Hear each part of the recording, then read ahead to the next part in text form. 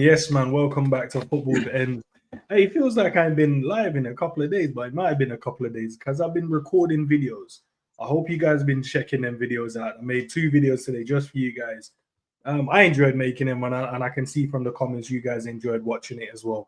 But we're live, man. We're here to chill. We're here to relax. We're here to, for the propaganda. Big up to Honesty in the chat. Big up to Steve in the chat. Honesty called me ITK. I told man I'm ITK now, blood. I'm in the know. You see, I dropped the Davis thing, Alfonso Davis, staying up by him. Yeah. I don't know why you guys are listening to this. No, bro, I'm ITK now, bro. I'm in the know, bro. I'm gonna give you guys the news early, bro. Make sure you guys are following me on Twitter though, if you want the news in it, because I ain't gonna be putting it on YouTube still. You know what I mean? You guys have to lock in still. But listen, I know you guys are here for one thing and one thing only. Virgil, Mo Salah. I don't know if you guys follow these guys here. Was it Anfield edition? I don't know if you follow it, but I see there's quite a few people that actually take what they say. I don't know who runs it, so I'm not going to try and diss them or anything like that. Maybe you guys in the comments in the chat can tell me a bit about them, but they're saying that there's exclusive, man, that Virgil and Salah is going to sign a new deal, man, in the coming days. So, but I've heard it before. I don't know. I've seen, obviously I tried to get my little sources, and that obviously being an ITK and that I got my sources to try and give me the information. They're not trying to give nothing as well. I spoke to when I looked at the usual guys that normally, speak about these things, but they're saying, yeah, they can't say nothing as well. All they've done is just post Virgil and Salah with nothing. They just post at them and posted that. And I'm like, okay, all right, so something must be going on here. But I don't know, man. I want this to be done early as possible because I think this will give the squad the boost. Like on the other side where when Klopp said he was leaving, and then we thought, yeah, this is going to rally the troops and we're going to go and push and whatever. I think if they know that Mo Salah and Virgil are going to stay, I think, bro, we'll cook from that point on, bro. I think the team just goes, all right, let's get it then. Because the man them are here now. Futures are locked in. Let's run it. But big up, G, man. What are you telling me, man? I don't know if you saw any of this news, anything floating about that you can add to what I just said, but yeah, I found it interesting, bro. Yeah. No. Big up everyone inside the building, man. I saw this earlier on when I was on the way back. But yeah, where I didn't have no source, no nothing. I was just like in my head, when I first saw it, I just thought, oh, right, they signed. Okay, cool. But then when I read it properly, I was like, okay, so they haven't signed. It's just they're saying it's exclusive and that. So clearly they've got some type of, for them to put that, they've put their neck on the line at this kind of page for them. Because if they don't sign now, it's peak for this page, It's peak for the page. They can't be putting out that kind of information, if I'm being super honest with you. So yeah. I think I don't know. I don't think it gives the squad any more of a boost. Really. One, because obviously they'll know before us, obviously, clearly, but more so because I don't think it affects anything at the moment. I'll be honest. I think this is just more for fans, and I think fans might see it as a boost for them, but for the team, I don't know, man. I don't see how you would gain a boost or no boost, for this season anyway. Do you get what I'm trying to say? Because reality is you're already doing well. Maybe if we was doing shit and then they did it and then, okay, fairs, then maybe it can work in that kind of way. But it might have the adverse effect, to be honest with you. We saw what happened with Klopp when we found out that he was leaving. Kind of thing, and then how that kind of panned out. So this might, I don't know. I hope it's a boost, because you want these two to obviously stay, but the reality is there's only 2 people on that picture. That means that third one is not signing, from what we know. Do you know what I mean? In terms of just if I'm trying to be all cryptic and stuff like that. So listen, man, sign. I said it before. Sign, great. Don't sign. I'm not gonna kick up a fuss about it. I'll just be I'm more intrigued to see what the club do moving forward more than anything, because I don't want it to let it distract from, even if they sign or not. Obviously it will change up the transfer plans, but I also want to make sure that this doesn't hinder us if they do sign. Like, I really want to make sure that in the summer we are attacking the summer, we are getting in the players, whoever that is, that we need to make sure that next season we're just as strong, kind of. So yeah, that's kind of the way I see it, to be honest. Raw scrap. So you want to choose violence this early, bro? Big up to you nonetheless, man. As long as those two stay not asked about that other lazy right back, we ain't gonna call him that still. You know what I mean? I hear it, but we ain't gonna call him that. Big up to Roger as well. Are these Anfield edition Muppets legit? I don't know if they are Muppets, bro. I don't know. I don't know. As you can see, I do not follow them. And maybe I'll follow them going forward. I don't know. Let's see if they get this one right. I think I'll follow them then. But I'm not too sure, man. But yeah, you man are choosing violence early, bro. I haven't heard anything, but source is HB, not Heinz. I hear it. But do you guys know anything about, like, guys in the chat? Obviously, Roger is asking, do you guys, I don't know, follow this particular Twitter page? Because as G said, they're putting their necks on the line saying it. But at the same time, the wording of it is they understand. So it's still not saying that is what's going to happen. They're just saying they understand. Big up to Alexander as well. But I don't know, because I didn't check how many of you guys subscribe to them or follow them. Actually, I can quickly go and do that, to be fair. Let me see how many. I'm sure I'm following them on the thing. But yeah, no, I'm moving too rude. Sometimes I need to follow people back. Nah, but anything Anfield, they're my guys, man. These are the ones that, you know what I mean, I actually lock into whenever they put anything out there. I lock into them guys. No, it's no, it's like I said, man. It's a tricky one, isn't it? Because, like, cool, whether it's true or not true, whatever. Like, I guess it is what it is, right? But ultimately, the reality is that if you're going to put your neck on the line like this, then boy, you yourself just need to make sure that this is correct. That's all that really is to me.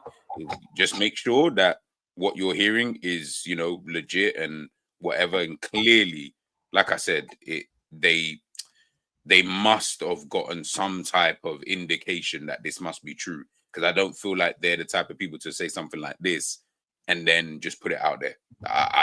Again, I don't know them, so I don't know, like, they could be, but they're not like an aggregator in that kind of way where they're just spouting news for the sake of spouting news sake. Do you get what I'm trying to say? So that's why I'm like, okay, you know what? There might be some validity to it. You know what I mean? I don't want to.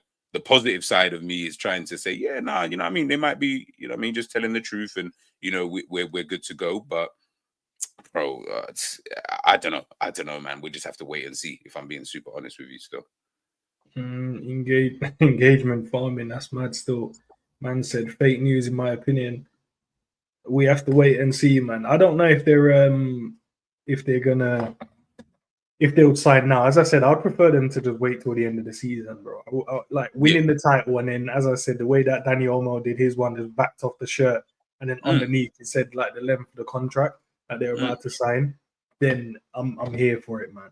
But like, even just on that, yeah, maybe that is what they want to do, as an example. But but remember, as it's difficult, isn't it? Because remember, we're sitting on this side. We're sitting on the fan side of things. We're not like, I don't know Virgil, I don't know his people, and I don't know Salah or his people. So I don't know, like, oh yeah, you know what? Like, I know what them man are on. I know they're gonna just wait, whether they sign or not. But if, let's say, they want to sign, right? And the indication kind of seems like they do. But let's say they want to sign, but it's like I said before, they're just so focused, from what I can see, on winning the league right now.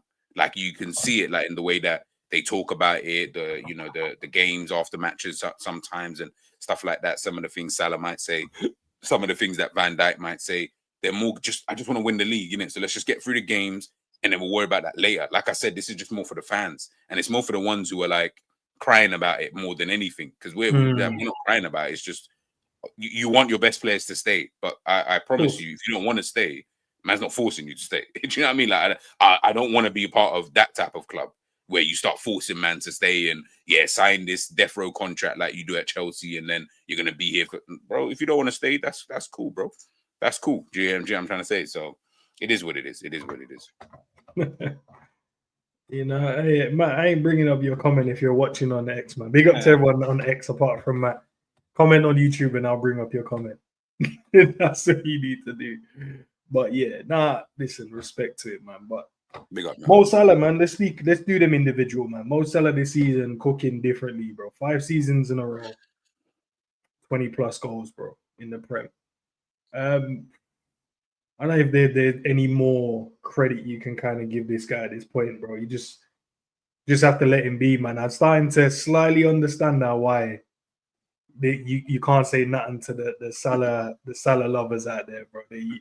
I realized, bro, you know what I was doing for the last couple of days, just watching, just seeing, yeah.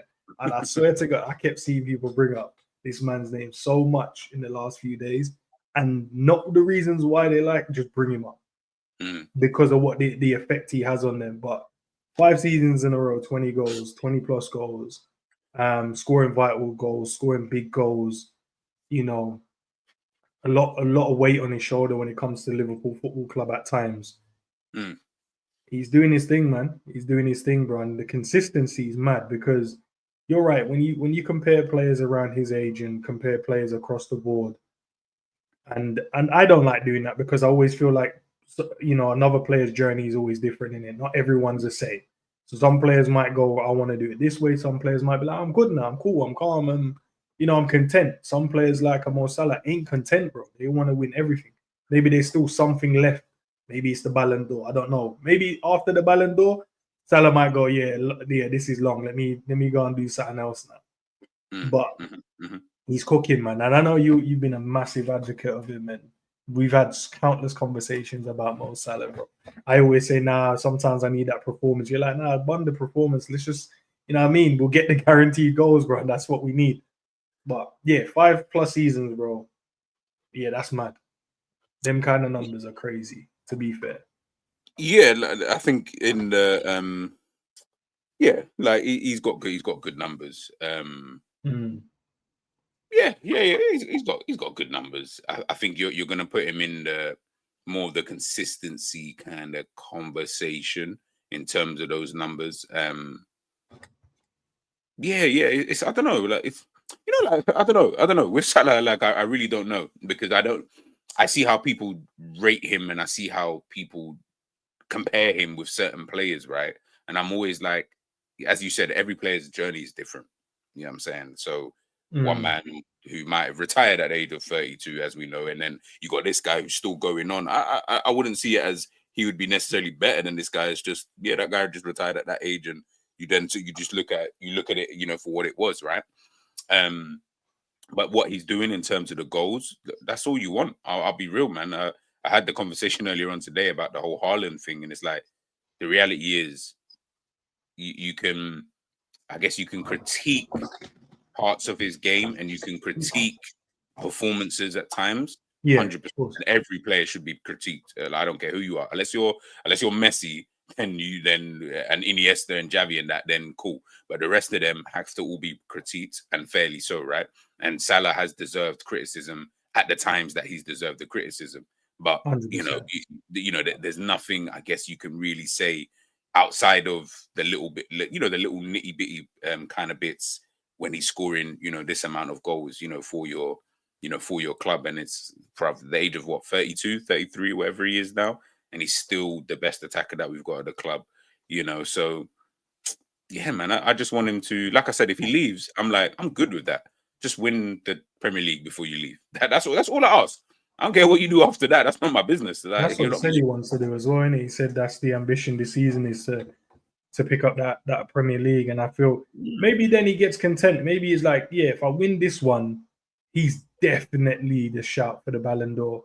Because I was watching obviously your Rafinha video, and I think in the comments I said, him and Salah and Rafinha this season is probably the top 2 best footballers on the planet. Now, if I was going to vote for the Ballon d'Or, I think them two. And I know obviously we still got like Virgil's and that's up there performing well, but we know how it runs in it. It's always the guys with the goals in it, always the Donny scoring and assisting. And Salah in the Premier League is the best player, and Rafinha in La Liga right now is on a different level. Like his performance is crazy. So them two is out them two, and I think obviously it might look like maybe Atletico, possibly maybe Madrid are more in line to win La Liga this season, even though Madrid's Barcelona's only 4 points off of them now. But you know, it's more in the favor of Liverpool to win the Premier League than it is of Barca to win in that. So you'd say Mo will get a Premier League. With that, I think he'll win the Premier League Player of the Year. And then added with that, he has to be, unless they find some way to shag him out of it, he has to be the winner of the Ballon d'Or if he continues as he's going currently. I actually think he won't win it if he doesn't win a Champions League. I don't think. The only way that could happen, obviously, I don't know who's going to win the Champions League. If it's not Liverpool or Barcelona and it's someone else, then Salah will win the Ballon d'Or without winning the Champions League. If it is Barcelona, as an example, Rafinha will 1,000,000% win the Ballon d'Or. Like I can see that from a mile off, and it won't really matter what Salah does in the league. He scored 40, 50 goals. It still wouldn't even make a dent in that Ballon d'Or. He'll probably come second, though. He'll hit second, and you'll be like, oh, he should have got, he did this. But then they'll say Champions League will trump the Premier League, in UEFA's eyes, or whoever does the Ballon d'Or thing anyway. If Salah does win the Champions League, though, then yes, 1,000,000%, I couldn't see how you couldn't give it to him, if I'm being super honest. Like, in my head, I'm like, who else can you give it to, in that time? Unless it's Liverpool versus Barcelona in the final, and Barcelona somehow win the La Liga, and then you're just really nitpicking. Fair enough, but yeah, I think Liverpool in the Champions League, Salah is, from my opinion, he has to be a shoo-in. Because there's no other player that I can think of, other than Rafinha, who I feel would have had that good of a season in order for you to kind of give it. You said it, Virgil, Gravenberch. Yeah, fair enough. Virgil maybe would be like maybe one of the other players, but as you said it, bro, we know defenders ain't. Look at the season Virgil had that year, and bro, like that was probably that's probably even better than the year that Salah's having now. And we're not even and Salah's scoring goals, but Virgil had like a out of this world or out of body experience type of year. Like that year was done, and he didn't win it. Did you get what I'm trying to say? So, we know that defenders ain't gonna it's gonna be impossible kind of thing for them to kind of get. So yeah, man. Just looking at this, big up to everyone in the chat as well, man. Love the conversation, guys. 33 appearances, 25 goals, 17 assists. That's what man. That's what he's on right now. That's what he's. You're not crazy, that it's mad, And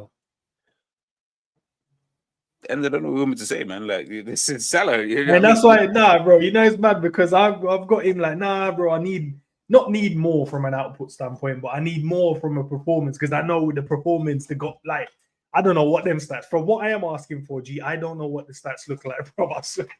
Yeah, that's what I'm saying. Like, what you're asking for, I keep telling you, you're asking for Lionel Messi. That's what you want. You want Lionel Messi, where man gives you the performance and he gives you six goals, like every game. Like, you're asking for the impossible. Like, bro, that's one Donny. That's that guy. We can never. No one's touching that anyway. Yeah.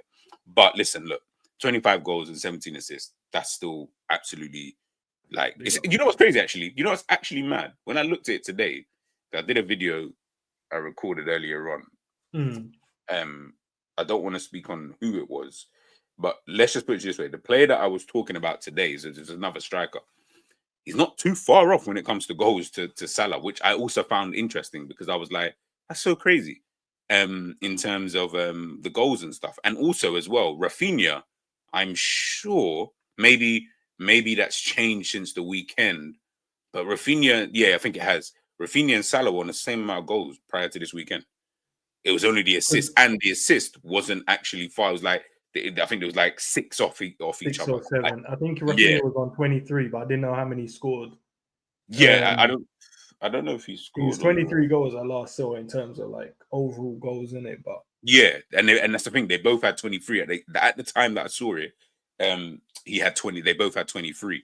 Obviously, Salah scored 2. I don't know who scored in the 1-0 victory the other day. Can't remember. I'd have to double check. But either way, let's just say Lewandowski that scored the 1 goal. So he's still on 23. Do you get what I'm saying? So he's only 2 goals ahead. And then you're looking at the assist. Again, assist was only 6. So again, it's not like he's dwarfing other, and this is where, again, we're talking about today, right? So this is all contextual to today. When you're then asking for whatever you're what you're asking for,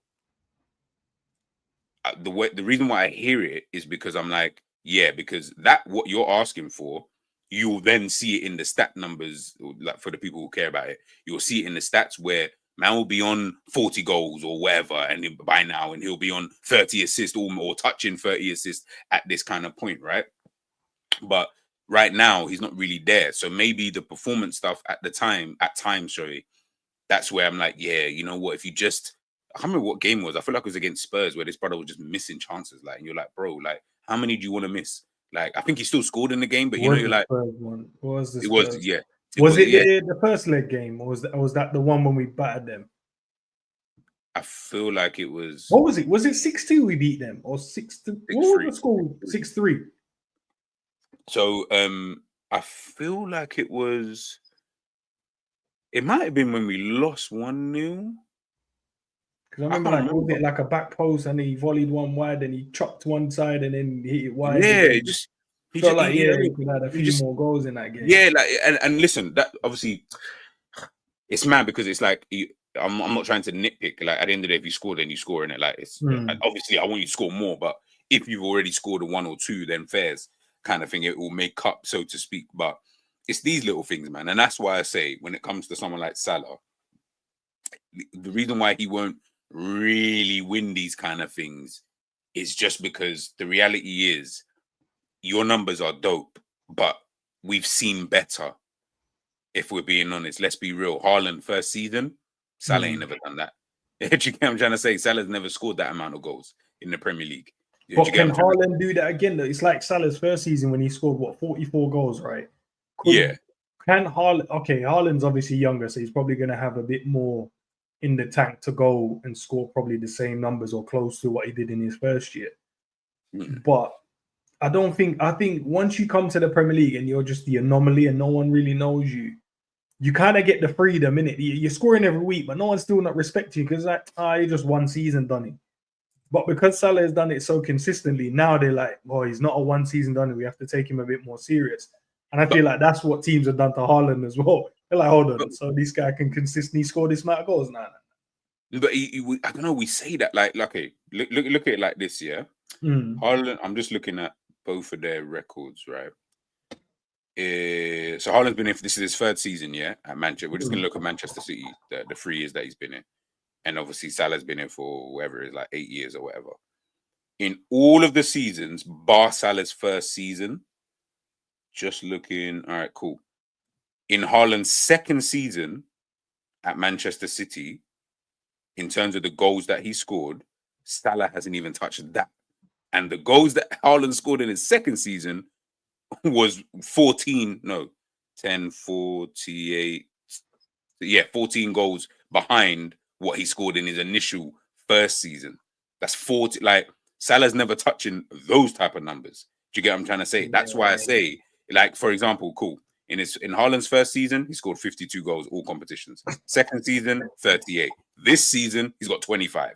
Yeah. Salah's is like 44, brilliant. Then 27, 23, 31, 31, 30, 25, 25. Do you get what I'm trying to say? So when this is why I say we always get someone like there's people out there who have done better than what a Salah has done. So I'm obviously happy with the numbers that he is putting up, of course.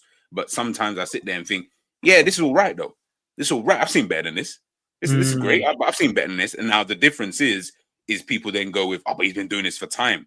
Imagine you put if you just averaged it out with Haaland, right? And you said Haaland has to stay here for the same amount of time that Salah does, bruv, he will dwarf Salah in less time, easily, like so easily that we won't even talk about it. Like if he stays here for the same amount of time, he'll be on what's this? He'll be on closer to like I don't know who's up there, like who's there, like Andrew Cole and all them, man. Yeah, them man they're above. Do you get what I'm trying to say? So that's why I'm like, in terms of goals, just in terms of like the goals we're looking at, because that's what people talk about with with Salah. So yeah, man, listen, so what Salah's doing though is obviously really, really great. But when you've seen better, and we're seeing better now, I'm just like, yeah, no, it's good. But remember, it's over a period of time that you're seeing it. In terms of like, if we just looked at it individually and stuff like that, I'm like, yeah, but I've seen better seasons though. Do you get what I'm saying? From other people. So it's great for us, but yeah, it's just one of those. Like, that's just how I feel when it comes to Salah, man. Do you know when I'm looking at this assist, right? Obviously, Mo's leading the line, right? But I'm looking and I see Anthony Robinson, Saka that's been injured for ages, Odegaard that the Arsenal fans are just hating on right now. Elanga, I know 3 of them. Bro, man's got 10 assists, bro. Fuck shit, I didn't even know. Fuck. Elanga, but the thing is, I'm sure this updated just before the Sunday games, I want to say. So I think Haaland should be on 20, I think, because he scored in the Arsenal game, I want to say. So unless it might be up to date, but obviously Salah's number should be played on the Saturday. So I'm sure this is when this one came out, right? But Elanga obviously shot up because he got 3 assists in the game, and then they won 7-0 against Brighton. But I'm looking and I saw Trent, and I'm like, Trent has 6 assists in the Premier League. It doesn't feel like he has, bro. For me, it doesn't feel like he has. Can we just deep for a second that the maddest thing on this list? There's two mad players on this list that I'm looking at, and I'm like, this is actually mad. One is Robinson. That's amazing. I did not know he had 10 assists. That's 10 crazy, assists, bro. You got 2 against us. I remember that much. Okay, yeah, fair enough. So he's got 8 others elsewhere. The other player on the list is KDB. Like, I've not even seen that brother play like that. And how are you still on these lists? Like, listen, but let's again. Obviously, it's difficult, right? Because Salah is like the goal scorer and the creator. You can't be. If you're scored, like, for example, he scored 2 at the weekend. That means, like, he's not going to get the assists for those, right? Because obviously he scored the goals, so he's not going to get the assists for that. Yeah. But he scored 2 goals more in there. It's so mad because when you look at the other players, Saka's been out injured for time. Saka's only 3 behind him, but Saka don't get from what I can see, he's not on the list. Yeah, Saka's not on the goal scoring list. You get what I'm trying to say? Yeah. So then I'm just like, it's just mad in terms of for Salah himself. In terms of what he's actually doing, being able to still provide the amount of goals that he's providing, the chances that he's been able to provide, and still get the goals on the other side. You get what I'm trying to say? Like, honestly, he's been really, really good this season in terms of an output stance. Like, he has been really, really good. And you just have to applaud it, man. At this point, you just say, bro, like, you've been doing your thing. You've been consistent. I wouldn't say that's why when the argument happened during when these men were talking about like who's been the best player in like a certain period of time, and when people like Liverpool fans were like, oh my goodness, why not Salah? I was like, because he hasn't been the best. He's been the most consistent, but he hasn't been the best in that time. There's been other players who have been better than him in the short space of time that they used. I know how you would separate that kind of conversation though. But like, I'm always thinking of when people hear that. So you're saying he's not been the best, but he's been consistent. Yeah. Some people will just go, well, you have to be good to be consistent. Yeah, right? No. Like, so why am I? But I know how we could have that conversation and separate it just for the others that potentially wouldn't be able to kind of do that. But listen, big up to everyone in the chat, man. Love for the love, guys, man. Great conversation. Big up to Pops as well. I see you, bro. Big up, Pops. Big up. Man said the Cyborg is a striker, Mo is a winger. You know what? Just on that, numbers though. Big up to LFC Shankly as well in the building. Just even on that, yeah. But I just sorry, I had to say it. Pops, you know, listen, we're always trying to fight the Salah clause, right? Cause, sorry, we're always trying to fight it, but I can't use that as a form of argument anymore.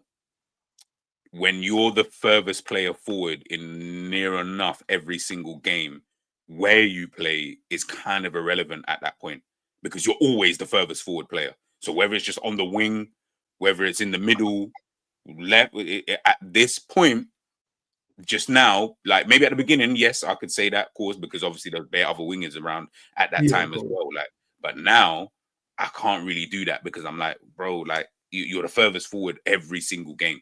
Like, or give or take, sorry, every single game. Maybe not every game, but give or take, right? So when I'm looking at it, I'm like, yeah, I can't really do that. He's a winger thing. I'm just like, brother, he's a forward. That's exactly what he's literally a forward at this point. He's not even a winger. He's just a forward. Just scores goals. And yeah, I'm trying to say, if he was a winger, I don't think a winger would get these kind of numbers. I don't think an out-and-out winger would get these type of numbers. I'll be honest with you, and he's not that. So Goal ratio. Salah has 7 penalties. Is not the same as an open play goals. Rafinha doesn't take pens. Big up to Promo as well in the building. I will be chopping up the Gravenberch combo as well, but we'll carry on chopping up more, and then obviously we got Virgil on that list as well, man. But then Virgil as well, bro. Like he's the other one as well from the Anfield edition or addition, whatever way it is. I didn't even check. Both of them looking to sign a new deal. And I always said, bro, I would prefer, if we were going to lose anyone, the one I would rather keep, if we're going to lose everyone else, is Virgil van Dijk, bro. Because I don't see how you replace this guy. I don't see there's a defender out there right now. Because I remember the day when he signed for our team, right? We had a defense, so it was like, nah, the man, them all right, man, but we just leaky, bro. Like, the team can attack for days, but there's no, like, commander-in-chief round there, like, making sure we can hold a 1-0 and even if we sneak a 2-1 and we're backs against the wall and, he's headering everything outside the box and whatever. Yeah, bro. I don't want to go back to that position when the words of G-Man, then like when we have bozos around there, and then you got two guys that you're like, raw, we know you're good, but then we know there's some stinkers gonna be thrown up because you guys, I don't know, not communicating. You just got that moment where the lackadaisical stuff kicks in. But when Virgil's there, you put Virgil and anyone and they look good, bro. Virgil and anyone, Virgil and Gravenberch, Virgil and Goldman, Virgil and Ibu, Virgil and Kwanzaa. At this rate, you can put Virgil and Robinson, bro, and I don't think you would skip a beat. I don't even think we would be like, rah, it's a massive problem here. That's the way I feel about Virgil. And we need to keep this brother, bro. That's the one I'm like, nah, we have to. It's a must at this point. It's a must. It's not a request no more, bro. This is when I'll join the man then. When you guys want to do the protest thing, I'll be there on the front lines with you, man, still. But gee, what you say? No. I agree with you, man. I agree with you. See the way how you spoke about Virgil there, and I see how people are speaking about Virgil in the chat and just in general. That should tell people who the real Don Dada of the team is. That should literally tell people. I know we talk about Salah, and I know we're not talking about, but we talk about Salah, we talk about other players. This Virgil should tell you who the real Don Dada of Liverpool is, and it's actually Virgil van Dijk. Always has been, probably always will be. do you get what I'm trying to say? He is the outlier in the team because there isn't a, like, obviously, I guess with attackers it's different, and with other players it might be different because you can use other like stats and metrics to maybe forge your argument, right? You see with Virgil, he falls into both categories. Like, there isn't stats that are like, there's no stat you're going to show me that's going to tell me that, like, Virgil's dead. There's no aesthetics that you're going to show me that shows me that Virgil is dead, or he could be better. Virgil is Virgil.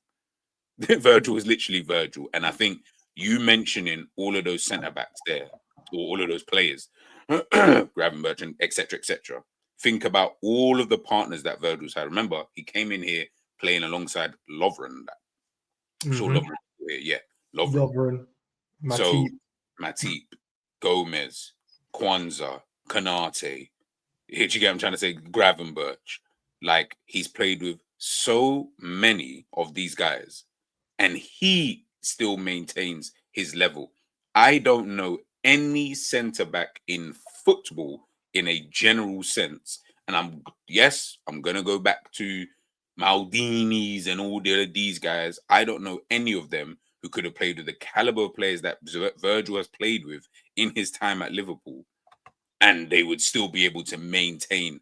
Think about it, and this isn't to disrespect listen, I'm a nostalgia guy myself, right? I love all the older players, right?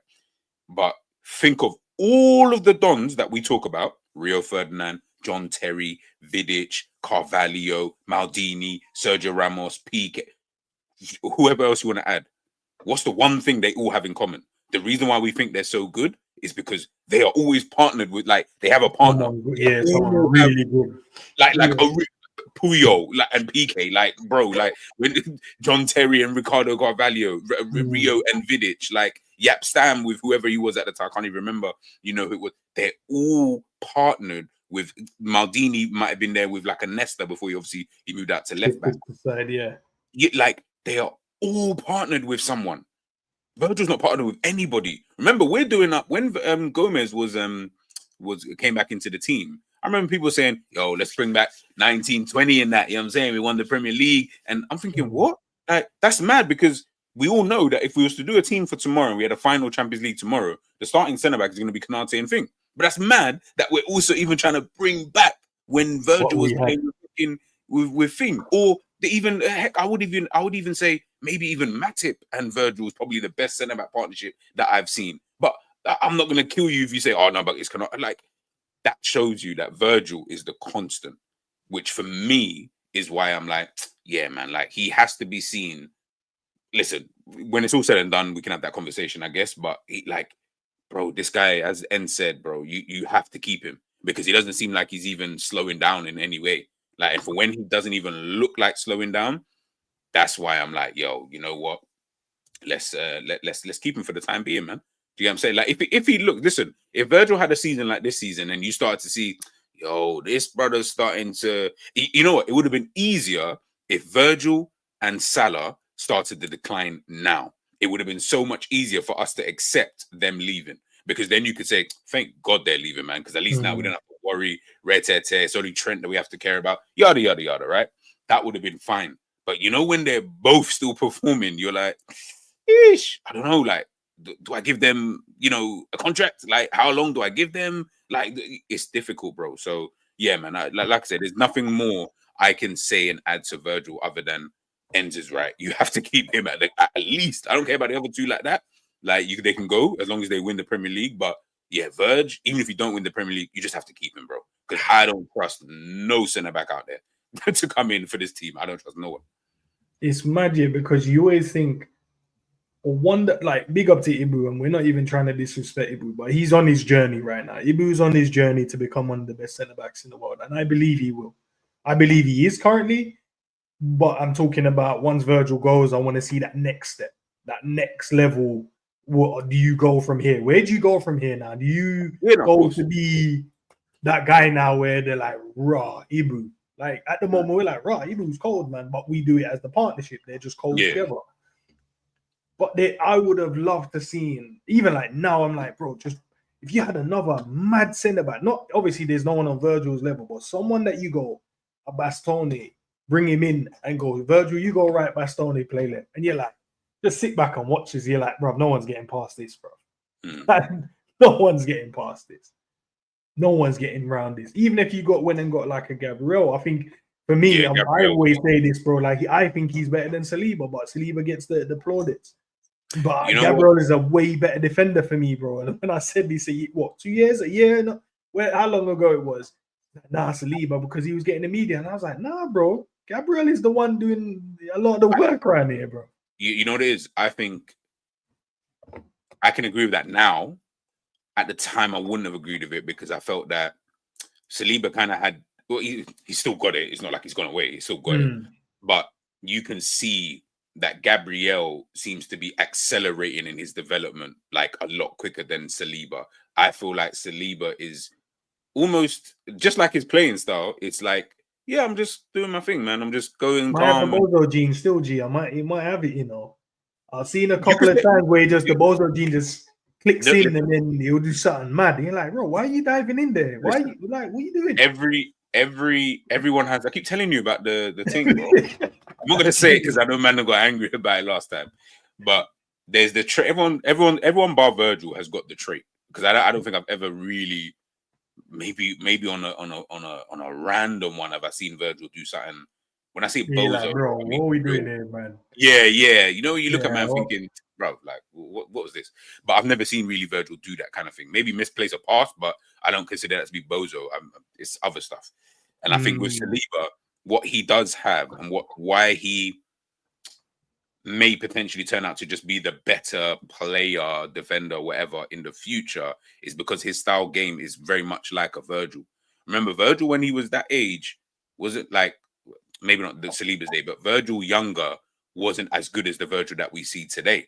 But it's because he's always kind of been the same player. He hasn't really changed that much in that time. But over time, that's almost helped him in a way, because it's almost that cool calmness that's kind of helped him in certain situations. Saliba's trying to do that now when it's like, bro, maybe not yet. Bide your time, get there. So when we're watching someone like Gabriel, who is all action, he's doing all the Konate stuff basically, and he's doing all of that stuff, I feel like it gets shown a bit more. And he's putting in the extra effort. He's scoring goals as well. Like he's doing a lot of things, you know, right now. So listen, right now, I agree with you. Gabriel is definitely the better defender, and I would take Gabriel in a heartbeat. You know, if you gave me that, if Virgil was to leave, I would take that. Gabriel and even Konate would be cold as well. Like just to put them in there, bro. I think they could just do a job. They could just do a job.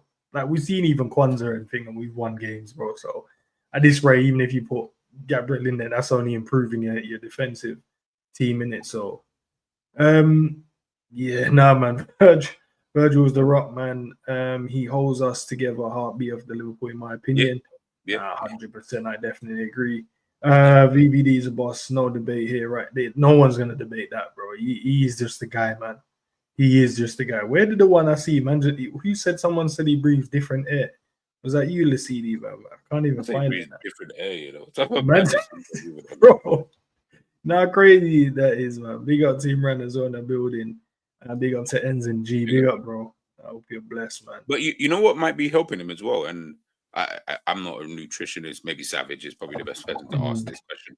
But he did speak about, you know, his diet and stuff like that, things that he's, you know, trying to change. And I know, and again, I only noticed it in that interview, because that's when he was sitting down talking to Rio, and I was like, bro, he looks so slim now, like he just lost their weight, you know, random, like. And I think maybe it's because I didn't notice it before, but I noticed it quite a lot. I noticed it from the preseason. Okay, and I was just like, nah, but because it reminded me of when. No, actually, that's a lie. So when he came back from his ACL injury, he still had that muscle mass, and I was like, okay, nah, he still looks like mad 1 minute. Yeah. But then a couple of games, and he had the season. I was like, okay, looks like he's slimming down. But at the start of this one, I could tell, bro. I could see it from just from his neck, bro. He was just slimmer in it. His torso was just slimmer, and he doesn't look like he's got weak or anything like that. So he's obviously still got that massive core strength. But you could just tell in it from his arms, and maybe that's where it is, in it. Just keep himself in the best condition possible, and that will give him the longevity he's looking for. And maybe with the other players, what's happening with them is because they don't have that nutrition, that dieting that they need to do. That's where they probably can't last the whole 90 minutes on a high intensity level. So they can play, obviously, because they're fit Premier League players. But he's like, bro, I will run for 97 minutes if I need to. And plus, he doesn't even do that anyway. So not only does he know how to conserve his energy, he's now doing this and got more energy. So if he needs to use that energy, he can also draw from the other tanks that he's got ready to use, bro. And 3 losses at Anfield in his entire career is mental, bro. Big up, honesty. Sorry, you know what's mad? Yeah, I'm looking at this picture. Bearing in mind, by the way, people, the picture that's on the screen, this is after a game. Like, this ain't before the game. This is after a game. Donny got no hair missing whatsoever, bro. Like, not even a strand. Like you know, just like a little piece of just something just dangling or whatever, bro. You ain't even got that. There was only what was the game I saw it one time, G, and I was like, okay, might have to work today. What game was it? I was like, okay. My guy had to run today. He had to slide. He had to defend today. It might be one. There was actually a game recently. You know? It might have been Man United. Actually, no, not Man United. I don't think Man United. There was one, and I was just like, okay, my captain had to run today, bro. The follow was just out of place. Nah, you made my captain run today, bro. My captain wants to chill out and do his thing, and you got him just running around. The man here looks like he's just came onto the pitch. He's just about to play. Yeah. Shirt's all clean and that. Like, bear in mind, the shirt's white, you know? Like, the shirt's white. Not so one slide tackle, bro. Not one. Not one slide tackle in the game. Clean as anything else, man. Big up to Quasi in the building as well, man. Big up. But yeah, man. EA, you got the, or should I say FC, man, team of the year as well. I got team of the This year. man's different. But even look, like, you know, he's talking about him slimming down. Like, look, from his shot, you can see what I was saying. Like how slim his neck is to his shoulders. Like but look at the shirt. Shirt even looks like it's almost like baggy for him, like almost. Like it's not just like on that fish diet, bro. I don't know what he's on. He's just on that. Bro, whatever diet he's on, though, he needs to bring man in that. I need to be on that diet. Whatever that diet is. Lean down completely. Zero muscle, like zero fat, bro. I'm doing the Ronaldo thing. That's true. Big up to Virgil, man. But yeah, as I said, man, he definitely needs to sign. Him and Mo has to be given. But if, as I said, if I had to choose one out of the three, bro, Virgil was my choice. Yeah, no, I hear it. The rest of them can do their thing. But let's talk about this man here, Gravenberch. I don't think that that video is out yet. I think it's coming out tomorrow. But yeah, man, he's talking about his idol. He said he used to watch Neymar and Messi's and blah blah blah, and his dad said to him to just watch Zinedine Zidane. And the man said, once I watched that and saw the technique, the elegance, and all of that stuff, he's like, yeah, Zidane is on a different level. And it's crazy because I don't think I've ever compared him to Zidane. I've never gone, yeah, man, reminds me about a bit of Zidane, you know, the way he is on the ball. And I've never thought of that. But now he said it, I'm like, I can see a bit of it now. Maybe I need to pay more attention to the man. I don't know. But what do you think about this, bro? What do you think? I don't know if you saw it or, you know. Yeah, no, I saw it. Yeah, I saw you did a video talking about it. Yeah, you know what I mean? We got to chop up our boy Grabbers, man. You know, the man them told us they wanted to sell him. Do you know how upset I was about that? Still, bro. Gee. Anyway, sorry. Go ahead. Oh, no. First of all, you know what's mad, yeah? This will be controversial, and I don't really care like that because I've always felt like this. Ends would know anyway, just because of how I support Barcelona, right? But I don't rate Zidane the way that people rate Zidane, if I'm being honest with you.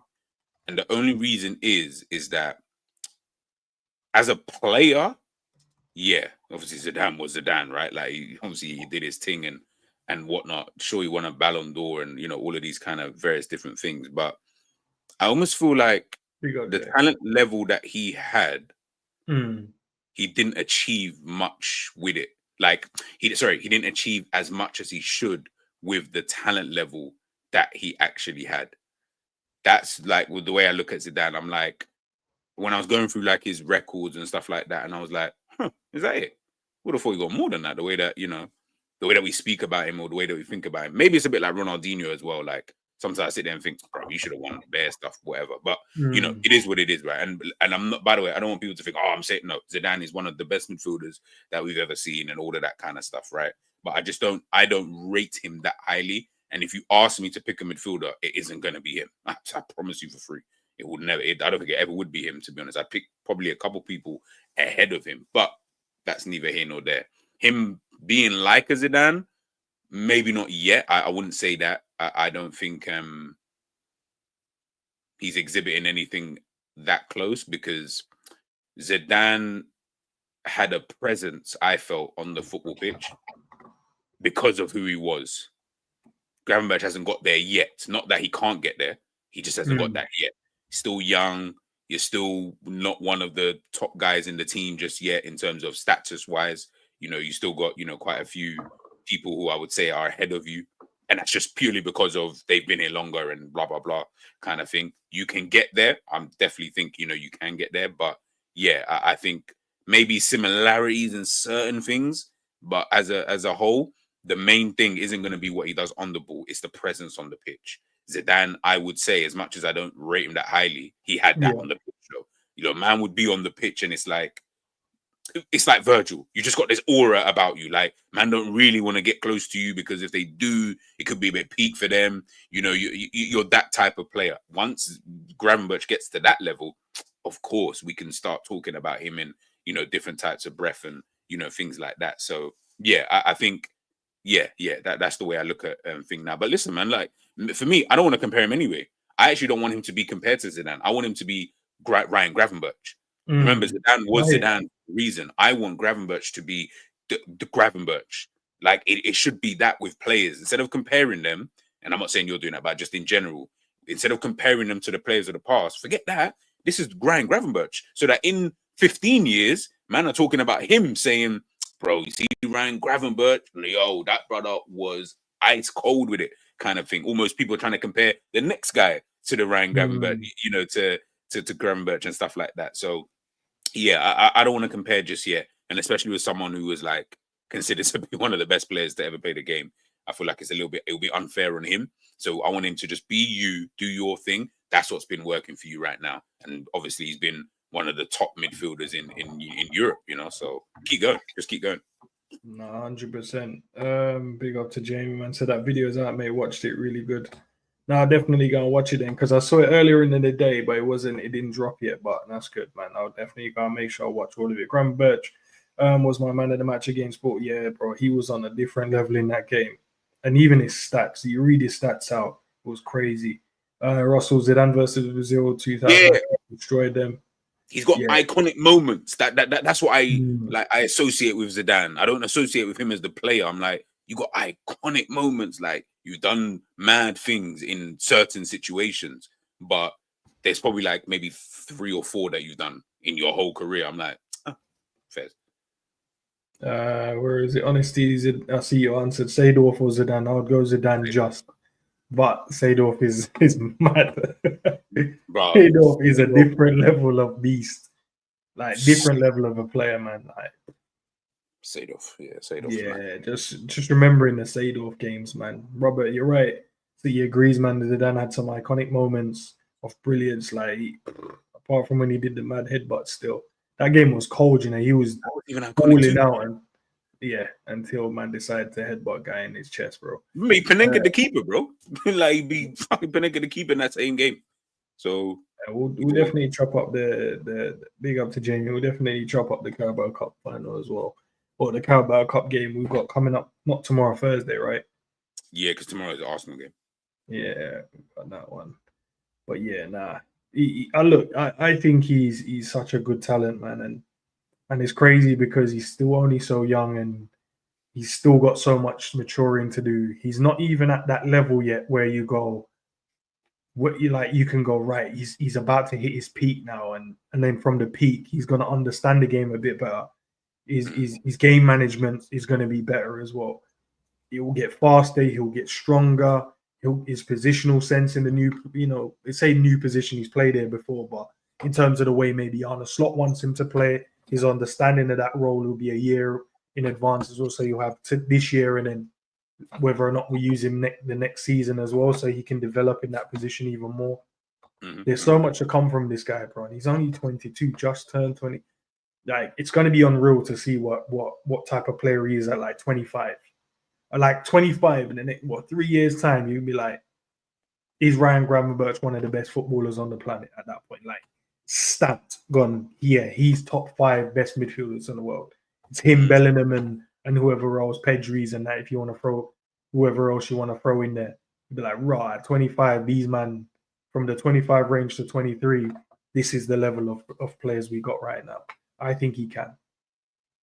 But I was saying in the video I did, make sure you guys go and check that video out, man. And I think he can go and win I think if we win the Premier League, he'll win the Premier League Young Player this season. I just feel because what's the age? I think because he'll be. I think it lands at 23 because I'm sure. Oh, okay. Yeah, I think he was at 23. Is the cutoff point. Guys, maybe in the chat can correct me if I'm wrong, but if we win the Premier League, man, there's no way they can't give it to a Palmer again. They can't. There's no way Foden can win it. Like at this point, he's had a good month out of a whole season. There's no other young players, in my opinion, right now, like in that age bracket, that's like absolutely performing week in, week out. Not even just in the league, but obviously it's going to be based around the league. But if we win the Premier League, for me, surely they have to give it to Ryan Gravenberch. Surely there shouldn't even be a question mark around that. I don't see anyone else doing what it is. Like Saka has been out, so he can't be in the conversation. As I said, Foden's out. Palmer, yeah, he's doing, but he's not been consistent. He hasn't been. We've seen a lot of the Chelsea games as well, and he's gone missing in quite a few of the games. But he's turned up in other games and he scored and bagged and whatever. But from a consistent standpoint, Gravenberch is the most consistent young player in the Prem. For me, anyway. Yeah, I would agree with you. I can't think. That's why I was asking. What is the age gap? What is the age cutoff for the thing? But yeah, if he's in the thing, then yeah. Bro, I can't even think of anyone who's young and has been good like that. Like I actually can't even. They're gonna probably struggle trying to bring up some names for this season because outside of Cole Palmer and Gravenberch, I'm honestly, I would love to just know who fits the criteria first before I even can kind of guess. But for me, it's Gravenberch, man. Just because like Gravenberch will be up for both awards. Like you would have to be like someone that's in and around it. I'm trying to think, is there anyone in the goal scoring thing? Goals in terms of goal scorers, if there's anyone from an assist standpoint, but there isn't any, to be fair, around that. So I think we win the Prem. Mo Salah is definitely hands down going to win the player of the season in the Prem, and then I think the young player should go to Ryan Gravenberch. Yeah. I would agree with that. I can't see why you would give it to Liam Della. Morello. Morello's been good, but remember, Forest had a consistent period over like 2.5-3 months, and that's where they picked up majority of their wins from. So it hasn't been like where from the start of the season up until now. He's only kind of been in that shot once they played us, and he looked really good. People then look back at a couple of games and then looked after that. Then they've gone, oh, now he's cooking. Palmer, as I said, he's not been consistent, but he's scored goals. And Kirkes, up until the point that we was linked with him, weren't setting the world alight at all. Nah, he weren't. When we weren't linked with him, no one said, yeah, Kirkes is a guy, Yeah, from that. So that means he wasn't performing, because or else you would have definitely noticed, him playing well. Yeah, that'd be interesting. From that list, the only other person, and this is where recency bias comes into it, and also who wins the Premier League will play a major factor. Yeah. Although now I actually think that Gravenberch will just win it anyway, unless he absolutely stinks like doo-doo between now and the end of the season, which I don't see happening. Then it doesn't matter what name you throw in. I can't see. The only other name that you could probably throw in, who I think would run him close between now and the end of the season, will be Miles Lewis-Skelly. I think he'll be the only other player, young player anyway, that I think could run him close. But you're talking about Gravenberch would have to fall off in order for him to then take over that kind of thing. And I don't see that. With that as well, it's only been since January that Skelly's come into the team. It wasn't back in December where he's playing fullback, or November. It's more of a recency thing where he's come into the team. So even then as well, like he'll get nominated anyway, because I just know how these people. Yeah, like it's just dumb, bro. I'm like, there's not enough like reference point, bro. You know what I mean? There's not enough evidence to say that right, you should be on this list. Like, but I guess they will put it in there, innit? Because I guess it's the names and the media that's been covered, so they'll go with them. Dan's, bro. A lot of Liverpool fans wanted for him to stay. I think we had the conversation. You're like, it makes, because we had 6 forwards, bro. There's no reason or anything. This guy has to go out and play football. So apparently he's got a slight back issue. Obviously, he signed for Sunderland. He's going to do his rehab with us, which will quite take maybe a week or so. Then he's going to then join up with Sunderland, bro. But what do you think of this move, man? What can he go and do? What's the expectation for this kid? Or do you like, is he even going to make it at Liverpool? Are you in that kind of mindset? Or I'm not in that mindset, but it's not going to be easy at Sunderland because he's not going there as a starter. From what I've led to believe, he's not a starter if he goes there. I'm sure they've got, I don't remember the guy's name up front, but whoever it is, I'll find it in a minute anyways. But yeah, I don't think he goes there as like a main guy like that. I think he goes there as more.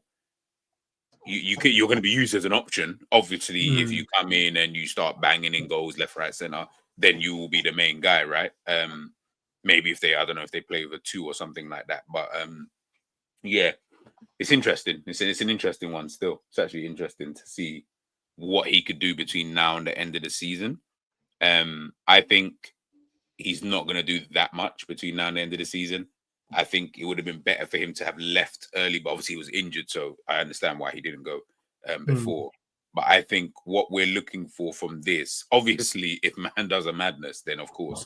But I'm looking at this saying, go on loan now, do whatever you can do now, see how this loan goes.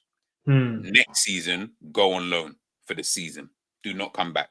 Spend the season playing football week in, week out, understanding how your body works, understanding how the game works, etc., etc. Come back at the end of next season, we can have that conversation, and then we can take a better look at him, see how it goes. Because you and I both know the only way a player is going to be able to develop is playing games, right? We've seen Ben Doak this season. You know, the games that he's been playing, etc. We've seen what's the other guy? Kumas, I think it is. Kumas, again, playing games. Remember, he's never gonna. These players were never gonna develop at Liverpool just by sitting on the bench doing nothing. 100%. You need to play games. Do you know what I mean? And obviously for them playing games, that's why you got man like Palace telling man, yeah, we'll spend 30 M's or whatever it was to because they can see the guys are playing. They're seeing, okay, yeah, we can use something like this. And to be honest, if it wasn't for the fact that they wanted to buy him permanently, go into a Palace is perfect. Brilliant. Yeah. I'm all up for that. I'm like, yeah, go Palace. Spend a couple seasons there. Come back into the fold. Do your thing, blah, blah, blah. Because unfortunately, we're in a space where it's like, it's almost like we're trying to get into the space that like Man City were in, which is, bro, unless you're Foden, you're not getting into the team, bro. You know what I'm saying? Like, there's no point. Unless you're that good, then you're not getting to get into the team. And it's not because you're dead or whatever. It's just like, bro, Romeo Lavia, Cole Palmer, Rodgers, all these guys, Sancho, all of these guys had to leave. And they're all good players. They're all good players in their own right. But they had to leave because the reality is we had Fernandinho at the time. We had Gundogan at the time. You know, we had Mahrez at the time, Sterling's. And, bro, we've got way better players than you for what we need right now. Yes, if you don't mind chilling and going on loan, but if we can make some money from you, it is what it is. Unless you can then find your Phil Foden, pluck him in, put him into the team, boom, bam, bim, and then you go from there. At the moment, Liverpool don't really have that one player where I'm like, that guy's going to be the next guy potentially, so to speak. But let these guys go on loan, do their thing. Let's see how they do, man. Give them time. So let's see. He's saying that Sunderland's a competitive team. Yes, man. They should go and try and get Job as well, man. Or is it Riggs, the other Donny as well, the other midfielder? There's a couple of players in there, bro. You can say, yo, listen, sweet them up with Dan's, man. Say, we'll loan you next, but give us a good price on Job and that. Job is cooking still. Also goes on to say, Bajcetic as well came on for Las Palmas, going to keep an eye on him. I haven't even watched. How did he play in that one, bro? How did he play? Let me know, man. Like Bajcetic, you know. And the level of the championship compared to the Prem is too high now. In terms of I think it's more around the teams in it, because obviously in the Prem there's a lot of established teams in there, so they've bought players to keep them keep them in the Premier League and keep their team, you know, on a competitive state. But yeah, it doesn't mean that the players in there that can't come here and mix it up with the Premier League ball and stuff. Yeah, maybe as a team, as a unit, it will be a struggle because obviously the teams in the Prem are cooking. Some of them are cooking still. It'd be difficult to come up and then try and play against some of these guys, but there is players in the Championship that definitely can come and join the Premier League team and be fine still. But the other one as well, this one about Trent. So obviously after the scan, I'll see now Paul Joyce speaking about it. So it's days, not weeks, man. So every Liverpool fan can relax, take a breather, don't have to stress too much. Our boy Trent ain't out for long, bro. Out for a couple of days. And apparently he's the one who asked Arne Slot to take him off, because obviously he did say he felt something, but he didn't want to risk it. That's why he came off. But what's your take on it? I see the smile, bro. Is it, you know what I mean? There's a lot of people is probably like, nah, time for Bradley. No, I was actually smiling because this clown was telling man about his sources in the chat, but another time. Nah, That but guy again, talking about his sources again. I hear it. yeah. I wouldn't say time for Bradley. Bradley's not ready for that. Like, not when you've still got Trent. I think you can have Bradley come in maybe for the next game. I don't know. We got Spurs. Yeah, shit, we got Spurs Thursday. So maybe he comes in for that game, which would make sense. No problem with that. Yeah, I think you just need Trent to be back as soon as possible, to be honest with you. I think that would make Liverpool better as opposed to having Bradley there. Not to say Bradley's dead, it's just what is it though? Because for me, sorry to cut you, bro. No. I look at Bradley as adequate cover. Like, I look at him and go, I don't have an issue if he plays. Do I know what that looks like across a whole season? No, I don't have the evidence to say whether or not that's something that's factual and he could do it. But I look at it like every time I've seen him come in, I have not had an issue with him playing. I have not gone, why are we starting Bradley today? Why is he playing? Oh, he made another mistake, or he's done this, or he's done that. I've just watched this kid go from strength to strength. And I'm not saying there hasn't been bad games or games, maybe there's points where people can criticize him or whatever. But I've just watched him come in and just give 100% effort from a defensive and an attacking standpoint. Is the end product there yet? No. But I don't expect that yet because he hasn't played enough games in the Premier League like Trent has to have got that understanding, that ability to play that pass when needed, to get that cross right. But I have not had that issue. But I hear what you're saying, and I've seen other people that kind of sentiment as well, where they're like, nah, Trent just has to play. And I'm like, yeah, I get it. He's the best. But Bradley ain't bad. He's not. He isn't bad. I don't think he's bad. I would never say that about Bradley. I just think adequate enough cover just is, I don't know, like that term is more about, or the way I see it is like, oh yeah, he's adequate is just like, yeah, he's good enough for a short time period. So if the player who's supposed, whoever that is, the main person is out, you don't mind this guy coming in because he's adequate enough to come in, but you don't trust it enough to if you have to see it, you have to see it, but you don't trust it enough to see it across a full season because you're like, yeah, but remember what you lose with the main guy being out. So you lose the actual quality down the right. You lose the build-up play from that right-hand side. You know, you miss the quality in the final third from that right-hand side when he's not there. That's not to say that Bradley doesn't possess something, but it's not even remotely close to what you do have with this guy. What you get with Bradley is what you just said. Heart, energy, passion, all of that intangible stuff that if you get it, whatever, that's what he provides you. In terms of what Trent provides you in a football sense, that's why I'm like, nah, I just need Trent to come back into the team and yeah, whatever. But listen, for a game, 2 games, yeah, like, I don't mind. Like, I'm not going to be stressed about it if Trent misses the next 2 games and has to be Bradley. I'll be like, okay, cool, whatever. Bradley, you know, you come in, you might have a good game, might have a bad game, but I'm not going to be mad at that kind of thought process. But if you told me, yeah, Trent's going to be out for 6 months, so it's going to be Bradley between now and the end of the season, if we were still in January, I'd say, yeah, buy another right back. Definitely buy another right back. But I understand that because we don't have the evidence to say, now Bradley can go 6 months in the team and cook for the 6 months. I don't know. There will be moments where he falls off. You know, it's so crazy, bro. And I remember back at last season when Trent got the knee injury and Bradley came in, and this kid was just on it, bro. Like, he's just like, what level can this guy go to in terms of just the way he was playing, right? And then obviously, you know, his dad passed away. And then he came at the team and then we kind of adjusted the team. And then Trent and then obviously came back in.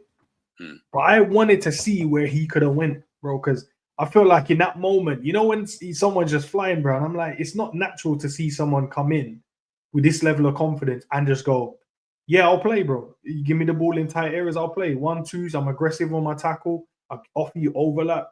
I'll sit in the midfield if you need me and pop it about.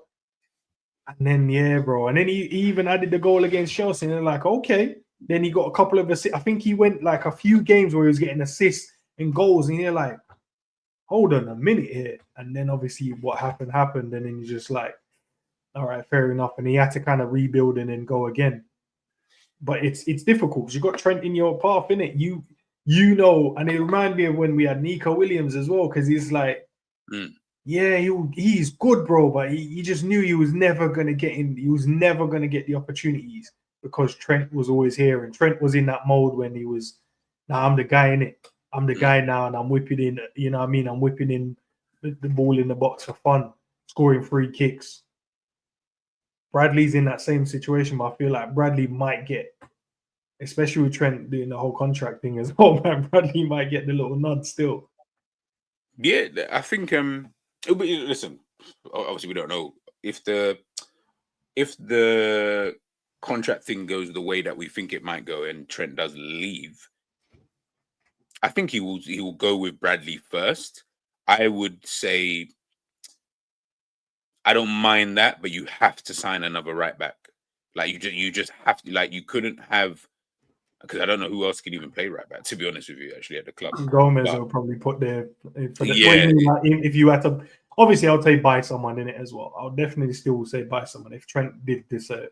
Yeah, I'm not saying necessarily you have to buy someone who has to start ahead of Bradley. By the way, I'm just saying you couldn't just have a situation where it's just Bradley and no, right no, back. Like, do you know what I'm saying? Like, you need to go out there and sign another right back. So yeah, that's what but I wouldn't be then mad unless you got like Hakimi. I wouldn't be mad if you then started Bradley at the beginning of the season and said, "This is your position for now." Just like with Konza at the beginning of last season, beginning of this season, you start. Let's see what you do. If you fuck up in 45 minutes, that's you gone for the rest of the season. You know what I'm saying? Like that's kind of where we're at with someone like Bradley. Like, I'm not saying he's dead, and I don't know how good he can become. I think he is an adequate enough cover, and I don't mind him playing a couple of games. But unfortunately, there's Trent in there, so I'm like, I'm gonna pick Trent 9, 10 times out of 10, to be honest with you. That's fair. But you do offer something a bit different. So really, just depends on how the manager wants to see it, and how he wants to play. That game. We might face up against someone that he thinks, nah, I need Trent. Like you come up against like an Mbappe as an example. You might want to use someone like Bradley because he will unsettle him. Trent may not unsettle him in that way because Trent obviously is going to be so good on the ball, whatever, do the passing and yada yada yada. But he might not be able to unsettle Mbappe enough to knock him off his game. Bradley's going to do that. Bradley's young. He's enthusiastic. We saw it against Real Madrid, getting in, big tackles and stuff. That's what Bradley's going to do. So in those kind of games, you never know. You might just play a Bradley instead of a Trent Alexander-Arnold, man. But listen, just keep doing your thing, Bradley. That's all I can really say. Keep doing your thing. And then I saw this one as well. I was going to bring up about it was Mane, man. We had a conversation the other day, man. We have to give it to Mane. He's the one who convinced Gravenberch as well to join Liverpool Football Club. Yeah, man said I had a conversation with him, and that's what it was. Let me make sure so you guys can see it. Sadio is a really nice guy. When I was at Munich, I asked him about Liverpool, and it was a good step for me and how the club was and everything. He said a lot of good things. So in my head, I was like, I have to go. Basically, he sold me. Yeah. So we have to respect Sadio, man. Sadio is the one who got us Gravenberch then. You know what? Yeah, it's mad. I don't think any player is gonna, unless it's I don't know players out there. I feel like players would never badmouth their clubs anyway. To be honest, like for example, there must be some guys out there, G, that would be like, "Nah, bun that club, man. Don't go there." Yeah, okay, yeah, that's what I'm saying. There must be some guys, man, that would be like, "Nah." Well, okay, prime example: Matisse Tel moved to Bayern Munich, right? Moved to Spurs, right? Yeah. Okay. These times he said, I was listening to his thing. He said, "Yeah, I spoke to Harry Kane." He said, "Yeah, like this club is good. It's a big club. Like he says, a big club. They got good facilities, good people, and good something else that he mentioned. Something else that was good." I was like, bruv, like Harry Kane probably would say that. You know what I'm saying? Like, because the reality is they were calm with him. He had a good experience whilst he was there. Do you get what I'm trying to say? Obviously, if you don't have a good experience, then you might have a like Rashford might talk shit about Manchester United. You know what I'm saying? Like, you know, Aston Villa training, you know, man are asking him like, yo, like, what's the training? He's like, bro, we got leaky roofs and that, like it's crazy. Yeah, no, man, them say, yo, what's going on? We don't have leaky roofs right here, Rashford. Yeah, like you know what I'm saying? Like it could be a bit mad on that side of the map. But I agree. Yeah, of course, there's gonna be some players, but yeah, no. It's all I will say though on Gravenberch is that the fact that Slot was surprised that he would be this good tells me everything I kind of need to know in terms of this wasn't the plan for Ryan Gravenberch. Yeah, it wasn't. Like you could tell because one, the manager wanted Zubamendi first and foremost, couldn't get him. So then you just think, fuck it, I'm just gonna play with what I've got. He probably even thought I would revisit this in January if let's say Gravenberch just wasn't really performing and he was being a bit wishy-washy. In fact, he don't even have to be wishy-washy. Let's just say he was like Zabozalai this season, where it's like up and down with the form. Like 1 minute he's good, next minute he's kind of poor, and next minute man, I'm trying to say sell him and that. If he had had that kind of form, we would go back in for Zubamendi. I still want us to go back in for a midfielder in the summer, but that's the summer. For now, Gravenberch, honestly, he's exceeded expectations to a level that I didn't think he would. And my only thing with Gravenberch was always, it's all well and good doing it for the first few games. Cool. Can you maintain this though? That's what I care about. That's why when you see when we say, oh yeah, this player is a world-class player. I don't do world-class players after one season anyway. I don't care what the hell you do in that first season, right? It's always about, can you maintain it? So I give it 2-3 seasons and then I throw you into these conversations. But if he keeps this up, then you will start throwing man into, you know what I mean, in these kind of conversations, because it's like, well, he's consistently doing it. He's done it this season. He does it next season. But by the end of next season, I'm already putting him into that conversation anyway. Do you get what I'm trying to say? Because you're already doing it, at this kind of place. And I know people say, yeah, he had the talent. I get all of that. And I'm not even trying to say that you didn't think that he could get to this level. I just don't believe any single person thought it would happen this season based on we didn't even want to start the guy in midfield in the first place. I just don't see how anyone could have gone from defensive, yeah. Yeah, do you know what I mean? Like you couldn't have gone from we didn't even want to start this guy in the first place. Remember, I fully remember during the summer, maybe bar like a few people, when we were doing like, oh, what would our team look like? Nobody had Gravenberch in there. No one. Like I said, bar a few people might have, but no one had him in there. Not because he's dead. It's just you didn't really think he would be so good like he is now, where man can say, wow, Gravenberch is the first name alongside Virgil in when we do lineups now. See when man's doing the lineup build-up. Fill it in, bro. Fill it in. Yeah, just put him in. Put Gravenberch in. Salah, Alisson, Virgil, bro. Just fill them man there in, bro. They're already in, bro. So yeah, listen, we knew he had talent. I didn't think he'd be able to. I like the talent he's showing me now. I didn't think he had this. I can't lie to you. And I knew he had talent. I didn't think he'd be able to almost perform in the way that he's been performing now because he's been so consistent. I knew maybe he can do it for like a game or two. Yeah, that's calm. Anyone can do that.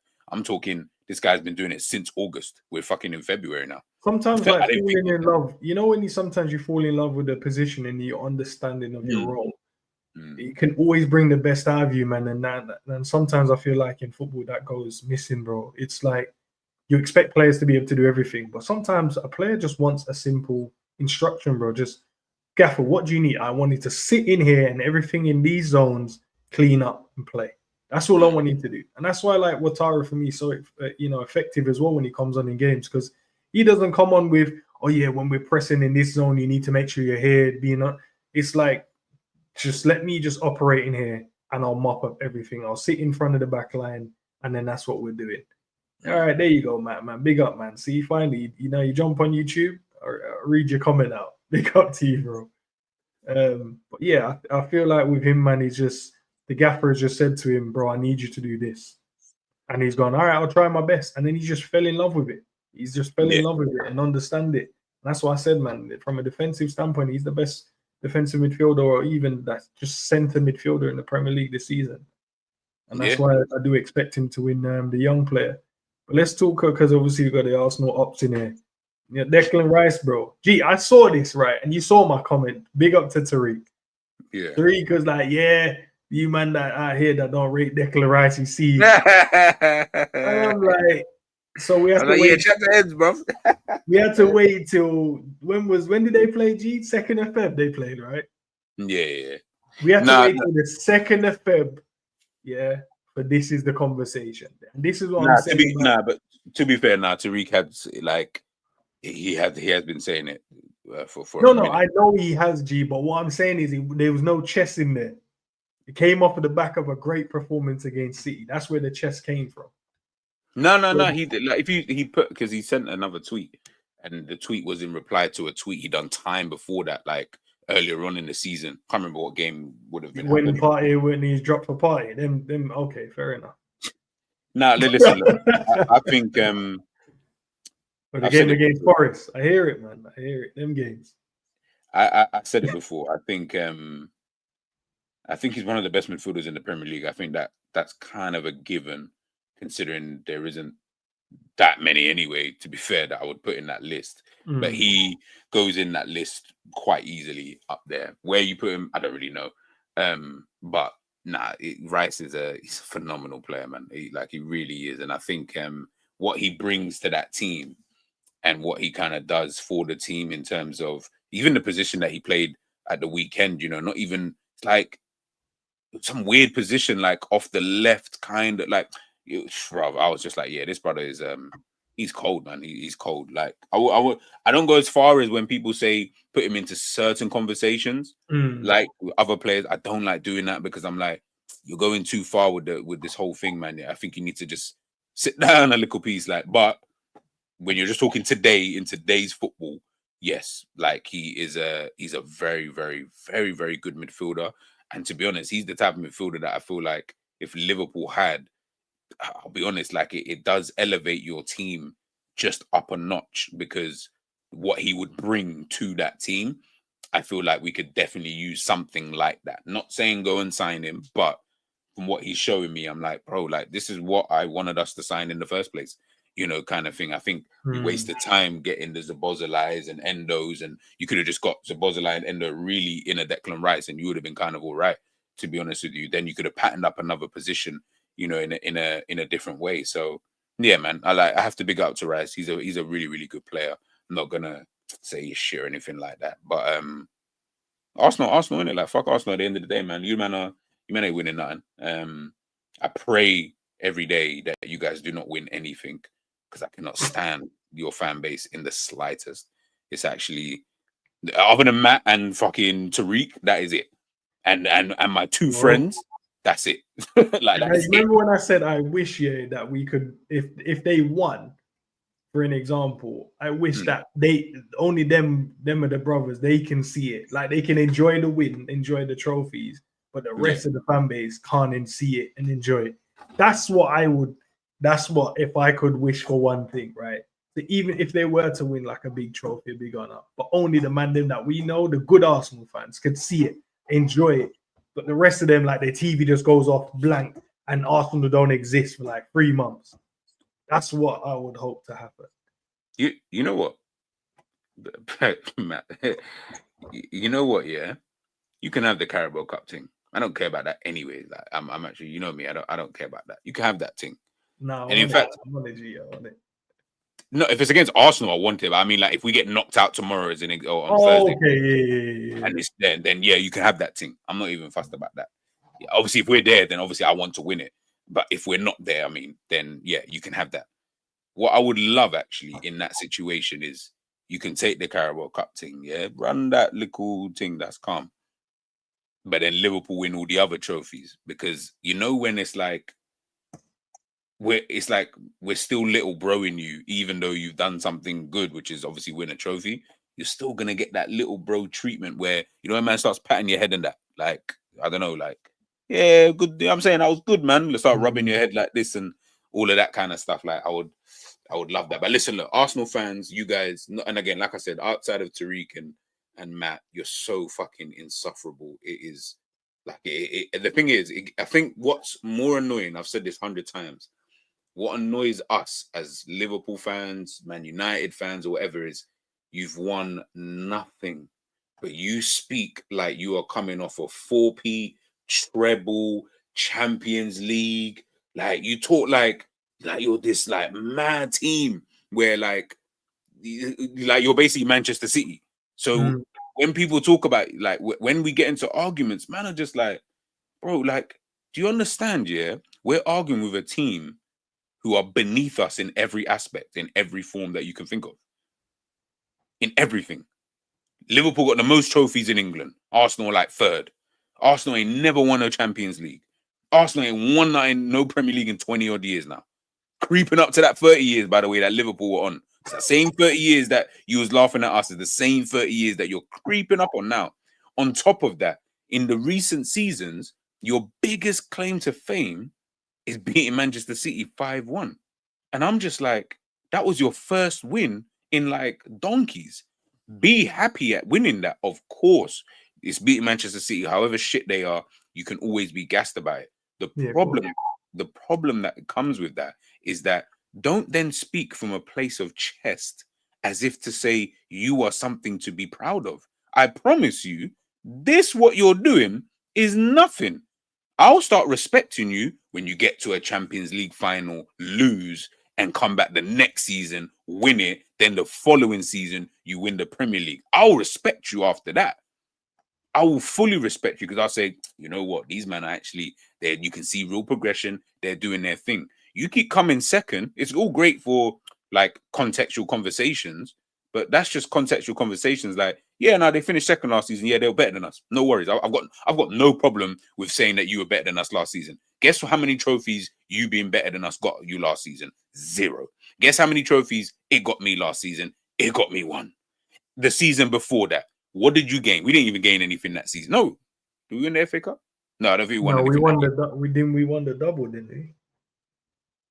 No, not the year that that was the year that we almost won 4. Oh, we nearly won 4. Okay, the following year we came 5th. We came 5th, right?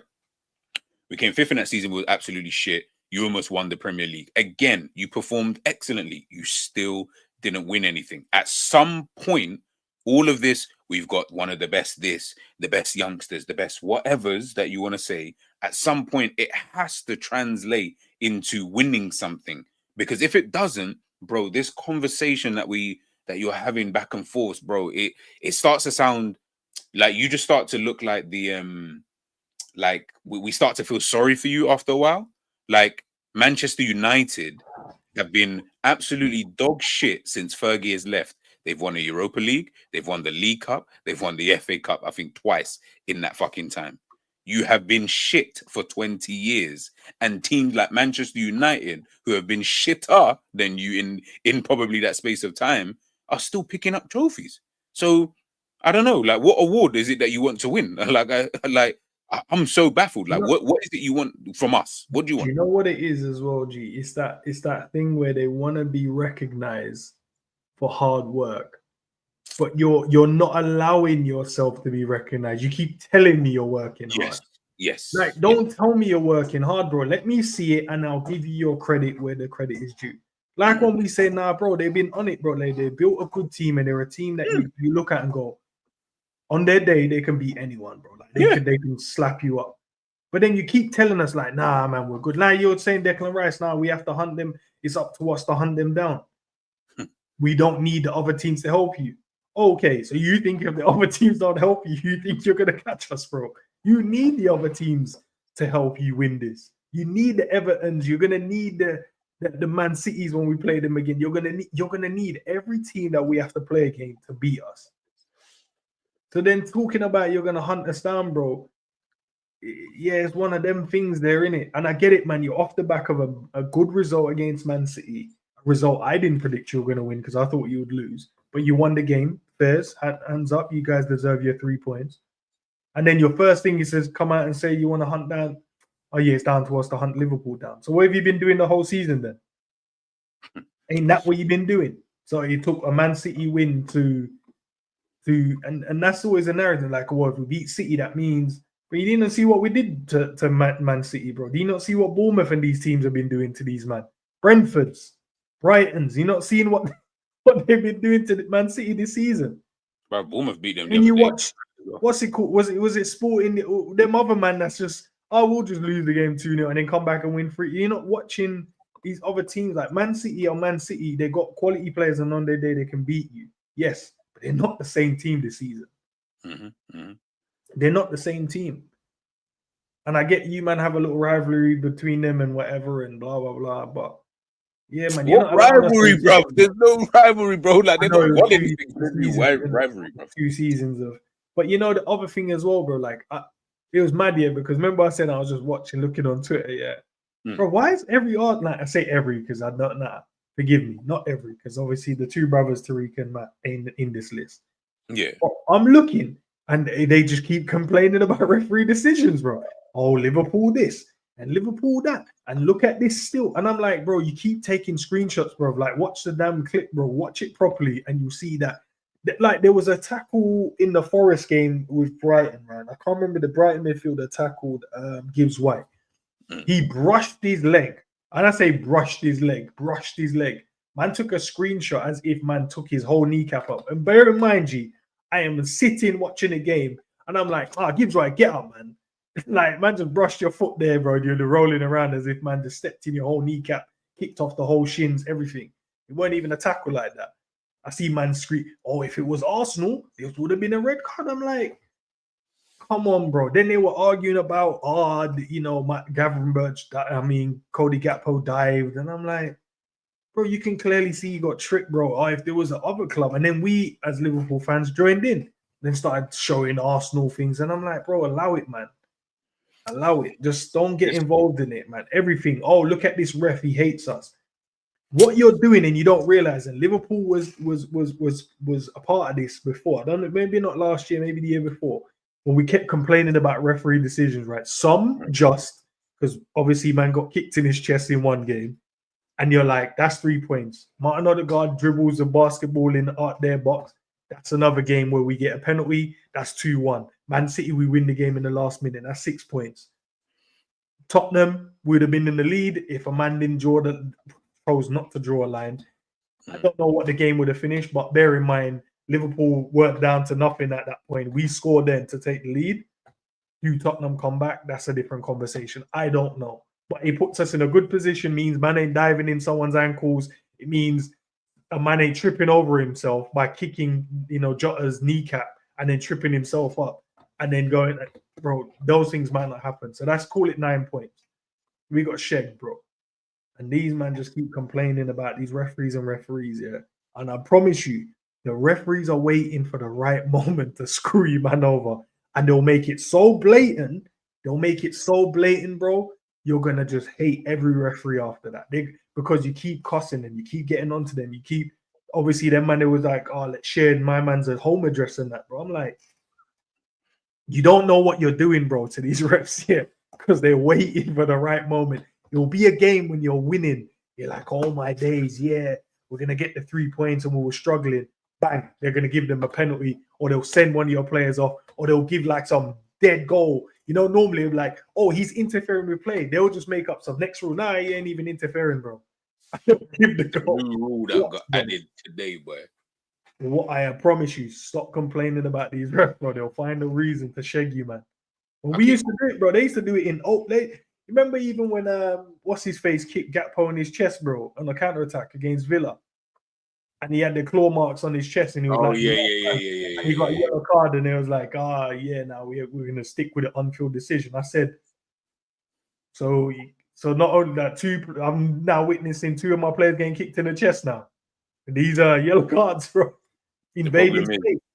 Yeah. The problem is like N said, man. I'll be real. You see the whole referee thing. You're better off not saying anything. You're actually better off. Because you see when Klopp wouldn't keep his mouth shut about 12:30 kickoffs, you see what they kept doing? They just gave Klopp all the 12:30 kickoffs. He said, all right, cool.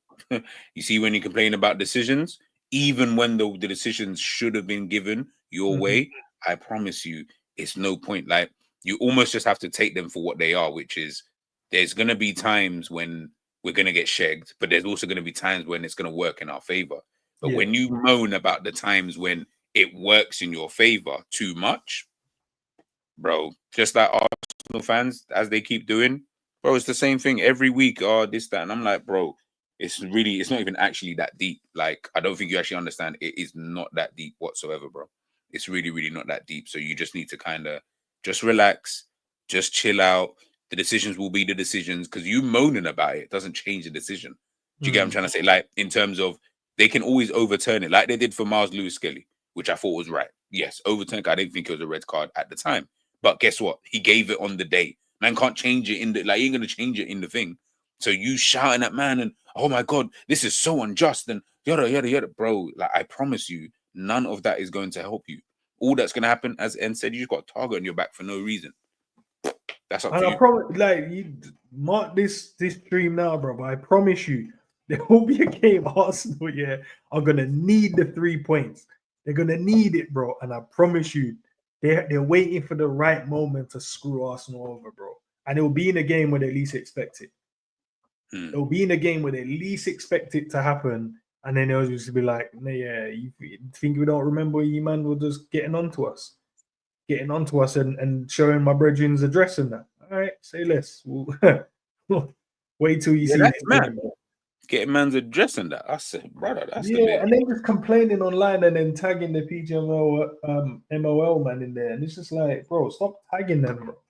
Like, every decision in the Prem, they're like, if this was Arsenal, you're like, bro, come on, man. You know, you're it's not even the same decision. Like, you know, they're acting like that brother who just doesn't understand that the chick don't like you, bro. Like, you keep messaging her, you keep running her down, you keep asking her, yo, can we link up? And she keeps like fobbing you off, brother. I beg you, just let it live, bro. People think, and people think if you keep talking, they'll change the way they do things and stuff like that. I said, yeah, that's how you know, Arsenal fans anyway, that's how you know you've not been in this position for time. Like that's just how you know. Don't have to act. Don't have to. Yeah, you don't know how to behave in certain situations, kind of thing. And because you're moving like this, like, and by the way, I'm speaking from a position of, I've been in the same position and I've seen what the outcome was, which is man just getting shagged for no reason after that. Yeah, bro. So you know what? How about I just keep quiet and just don't say nothing and just see how things play out in the way that they play out. If like last season, for an example, G, they shagged us at least 9 points last season. At least 9 points. Yeah, you can say it. Yeah. And within them 9 points, that would have been a win against City, which would have kept them behind us, and a win against Arsenal, which would have kept them behind us, which then would have put us in a place where we're now further ahead of them. Instead of being like 2 or 3 points, I think it was at that time, it would have been 6 to 9 points.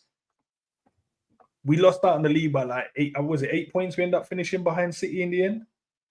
Yeah, 8 to 9 points or something like that. But obviously, let's say the last few games, Liverpool knew they couldn't have won it anyway, so they were like throwaway games. We lost to Palace at home. I think we ended up giving away a game against Villa when we was winning. Duran came on the quarter cup. But yeah, you know what I mean? So it was just like, you know what I mean? But if we were in a position and we knew, like, like, if we just win the next one, we could win the title. We ain't gonna throw that Palace game away at Anfield. Oh my day, that's a different level game after that. Like, Villa being up there, bro. We ain't giving that game away either. But these men keep complaining, bro. You're gonna find out real quick. These men will shag you. You're gonna see man get, sumo wrestled in the box, bro. And the referee will be like, nah, it's all right, bro. Like, it's a coming together. You're like, coming together.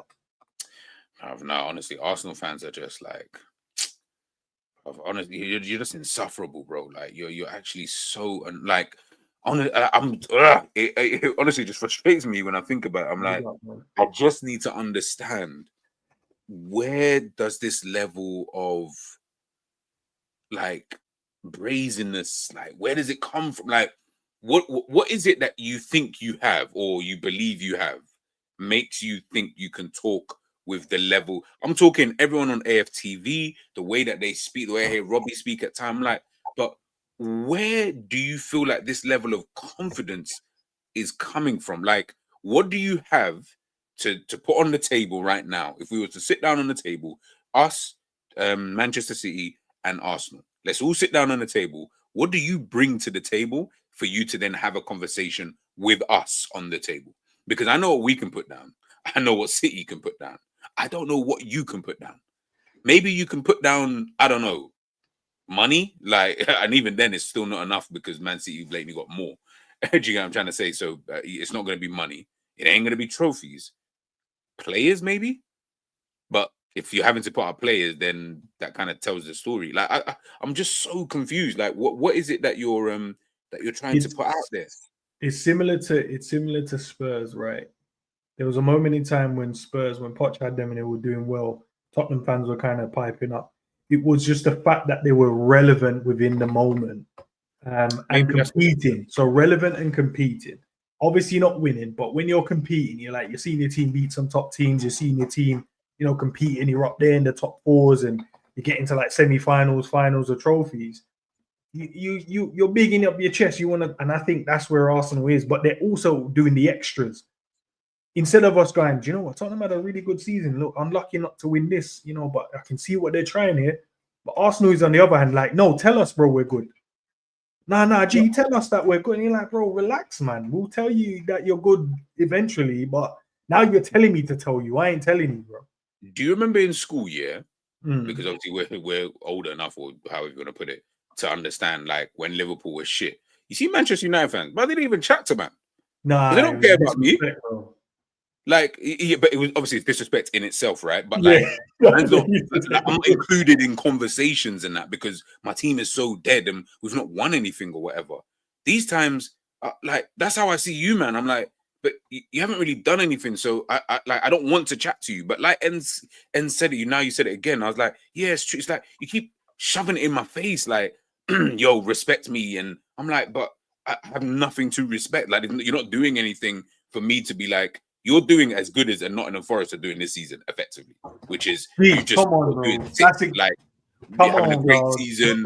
But look at the levels I'm comparing. I'm comparing to Nottingham Forest. Like even Chelsea can tell me in the last couple of years, at least I've got Champions League I can throw on the table for you, man. In the last couple of years, I can do that, or last few years, should I say? Sorry, but I don't know, like. And I think that's what bugs everybody the most with Arsenal fans. It's not like, oh, we all hate you. It's not about all hating you, bro. We all sit there, compliment your team. Your team is very, very good. We all know your team is good. You've got some really, really good players. You've got a very, very good manager on your hands. So it's nothing to do with that. Anyone who says any different is just capping at this point because they do have that.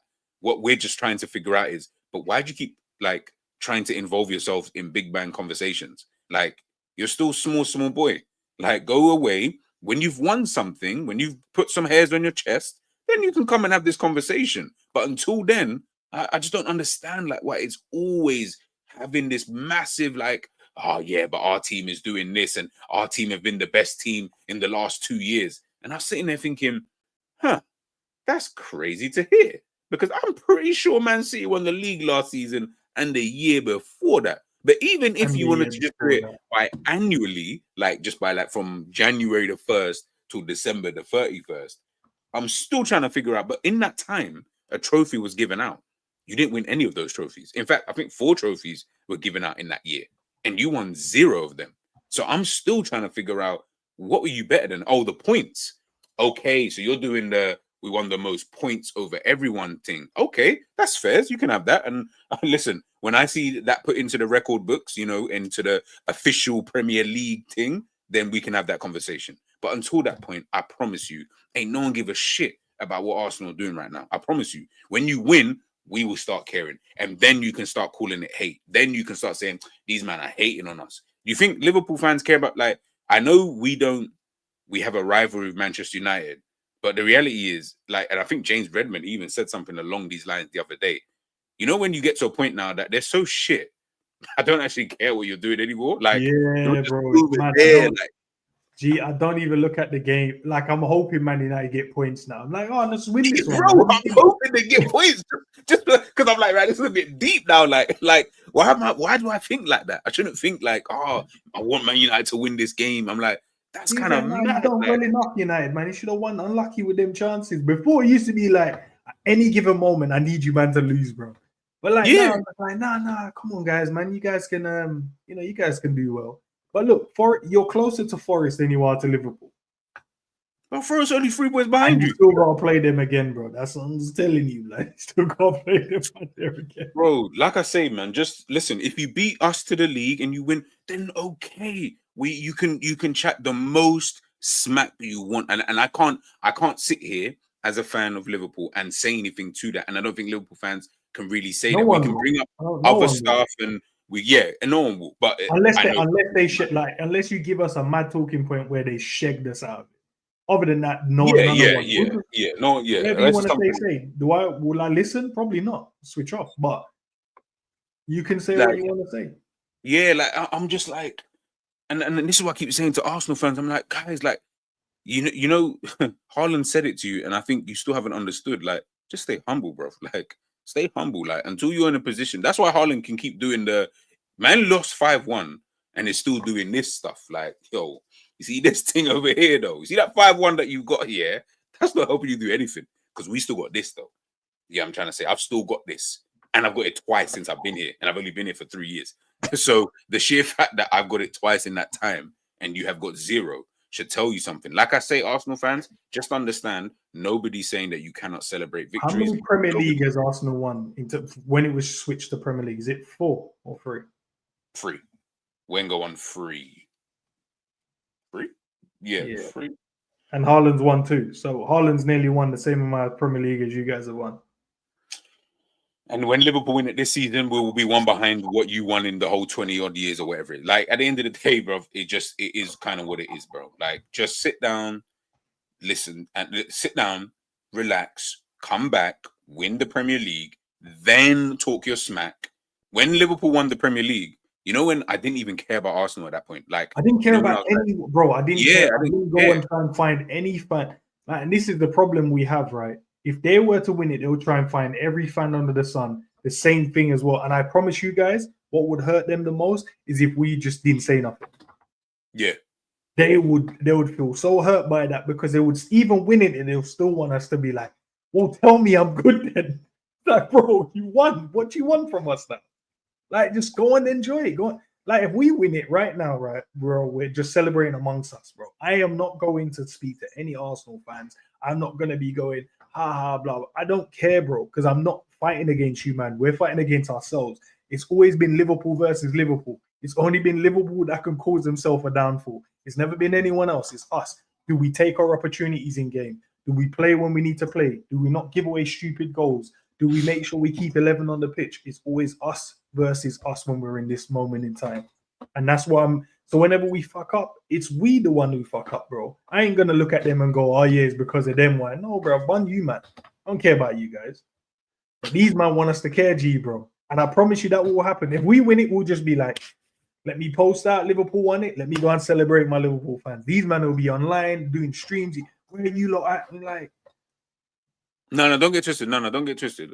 Like if Liverpool win the league, one of my streams will be talking about just the first one. After that, I'll leave them alone for the rest of the thing.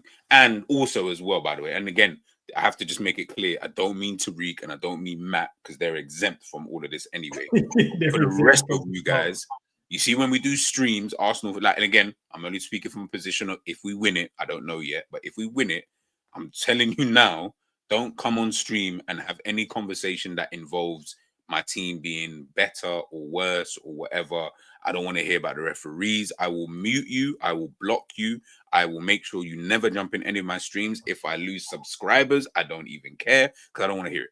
I actually don't want to hear it for a full season. What you're going to do is shut up for a full season, come back, and we're going to have this conversation again. If you win, then you have all the right in the world for me to, for you to get onto me, G, yo, look, we're back now. What you saying now? I have to hold my hands up and I've just got to take the beating. I've got no problem with it. I can do that. But when we win, I don't want to hear nothing. I don't want to hear anything. I'm just going to block straight away. As in, I'm not letting you in my chats anymore. I'm not letting you speak. I'm just going to be like, brother, I don't want you here. Because all I know is that you don't know how to handle yourself in certain situations. And you're showing yourself too much now. So guess what? Get out of here. I don't want to hear shit. It's gonna be like a party, bro. We honestly, Arsenal fans are gonna. You think it's bad, yeah? If Man City win it, yeah, brother. You don't even know what it's like if Liverpool win the Premier League again. We're fans. Oh my god. Yeah, I know for a fact we're gonna break. I think we will break any when you're talking about viewership on TV. I think we'll break viewership on TV, and I think we'll also break the amount of fans to a location of Liverpool in the Premier League because we didn't get to see the last one. You saw what happened, bro. People turned up at that stadium, bro. Fireworks were going off, flares were going off. outside on the streets, pandemonium, amazing. Win the Premier League now. Oh my gosh, bro. You don't want to see that. And I know that other fan bases are jealous, G, bro. I can see it, bro. Like, just looking at when we win trophies, looking at how the fan base turn up for the team. Yeah, I know these men are going to hate it, bro. That parade will be a different level parade. Different level. Hold on, I'm gonna send you something real quick. I'm gonna send you this here. This is if I start seeing this. Hold on. You send it on WhatsApp? Yeah, I'm gonna send it to you on WhatsApp right now. Okay. Big up to everyone in the chat, man. You guys are smashing that like button. How many likes we got, guys, man? I know there's been quite a few of you guys in there. Appreciate you guys. You know what I mean? 83 likes. All right, can we get to 100 likes? How many are we off now? 17 is my maths right? 17? Yeah. Can we get to 17 likes? Get that to 100 real quick, man. If you haven't liked the video, please make sure you do as well, man. And also, guys, while G's sending me whatever he's trying to send me, there's a link pinned to the top as well. I know there's a lot of you that signed up over and big up. Guys, I'm trying to grow my team over there as well. So jump over there, man, if you haven't already. I think there's, 23 of us or 26 people so far. I need to try and get it to 100 so I can start running. There's certain streams I want to run over there. So if you haven't, guys, I really appreciate if you guys can do that, man. The link stays free. You know what I mean? We can go over there and chop it up. There's plenty of stuff I want to do there. I saw your video earlier as well. I need to chat to man about that as well, because my thing was only coming up like the visual, the camera thing was only coming up like a couple of times. Like, it was weird. Like, when I watched it back. Who's giving us that guard of honor, bro? Is that created? Bro, show the people, bro. Show the people. If I see this, because this is at Arsenal. If I see this again. Wait, Arsenal gave us a guard of honor? I didn't even remember that. That's why you show I didn't even care, bro. That's the whole point, ends. Man didn't even care about so, bro. I think there was I am sure, and again, someone please correct me if I'm wrong. I'm sure Liverpool had the record of how many teams had to give us a guard of honor that season. No, wait, man said record. What teams are just dishing it out? Bro, remember we won the league in like after like however many times, bro. Like, we had like bare games left before we. Exactly. I didn't even care, bro, about other teams, bro. I just knew, like, once we won it, I was just bare happy, bro. That was it. Exactly. But this is we had 7. Okay, I might be wrong. I could be just 7 teams, bro. Where was I during these periods, bro? Was I not like locked in? You know what I'm saying? When man start seeing this type of stuff, you know what I'm saying? Man, clap your hands, everybody. I mean, like, make sure you're, David Luiz, make sure you're clapping right, you know. Gabriel, listen, I want to see Gabriel clapping like as if he won the league. I need to see that. Obviously, it's not going to happen because we don't have Arsenal at the Emirates towards the end of the season. That's what I say. We need to win it, man. So they have, you know what I mean. But I don't know. Would they? But I'm sure they still would have to give us a guard of honor. Yeah. No matter if we're home or away, they have to. Yeah. That's why I want to win it. That's why I want to win it before that game, because that game will be mad interesting. Guard of honor. What? Seeing who else? Who don't I like in that team? To be fair, there's no one I dislike. I don't mind, like, I know, you know what I mean? I like the man them. There's a couple of man them there. That's cool, bro. Like, but and see what I'm saying, ends. There's like, Arsenal are cool. Arsenal are actually cool. Like, I like your players. I like your manager. I like what you do. But you see your fans, though. You know what? Actually, fuck that. You know what I want? I need Gunnar Lee to be there. I need Lee Gunnar. But now Lee Gunnar is actually kind of calm because he actually bigs up Liverpool all the time. I need Gunnar Lee there. I need Robbie there. I need Turks there. I need, who else do I need there? Probably I need all of them, man, from FTV. I need all of them there. All of them. I want you on the pitch as well, next to Gabriel and that. Bro, man could be on the pitch now. They can't. Yeah, no. I'll give them a little bit of, because this will be memorabilia to them, innit? You know what I'm saying? Winning the Premier League and that you get to be a part of the whole thing kind of thing. You know what I mean? Like, I want you all there. I want Arteta at the front as well. I don't want him to be the first one that we meet when we come out. I want him to be at the end, because I want him to like shake everyone's hand and that, like, be like, yo, well done. You know what I mean? You were the best team.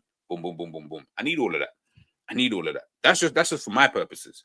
Do you get what I'm saying? Obviously, I don't care. If we won the league on the last day, bro, it will make you even more pissed. So I don't even mind that either. Do you get what I'm trying to say? So Bro, Gunley ain't no Suge Knight. He's gonna give us the guard of honor 100%.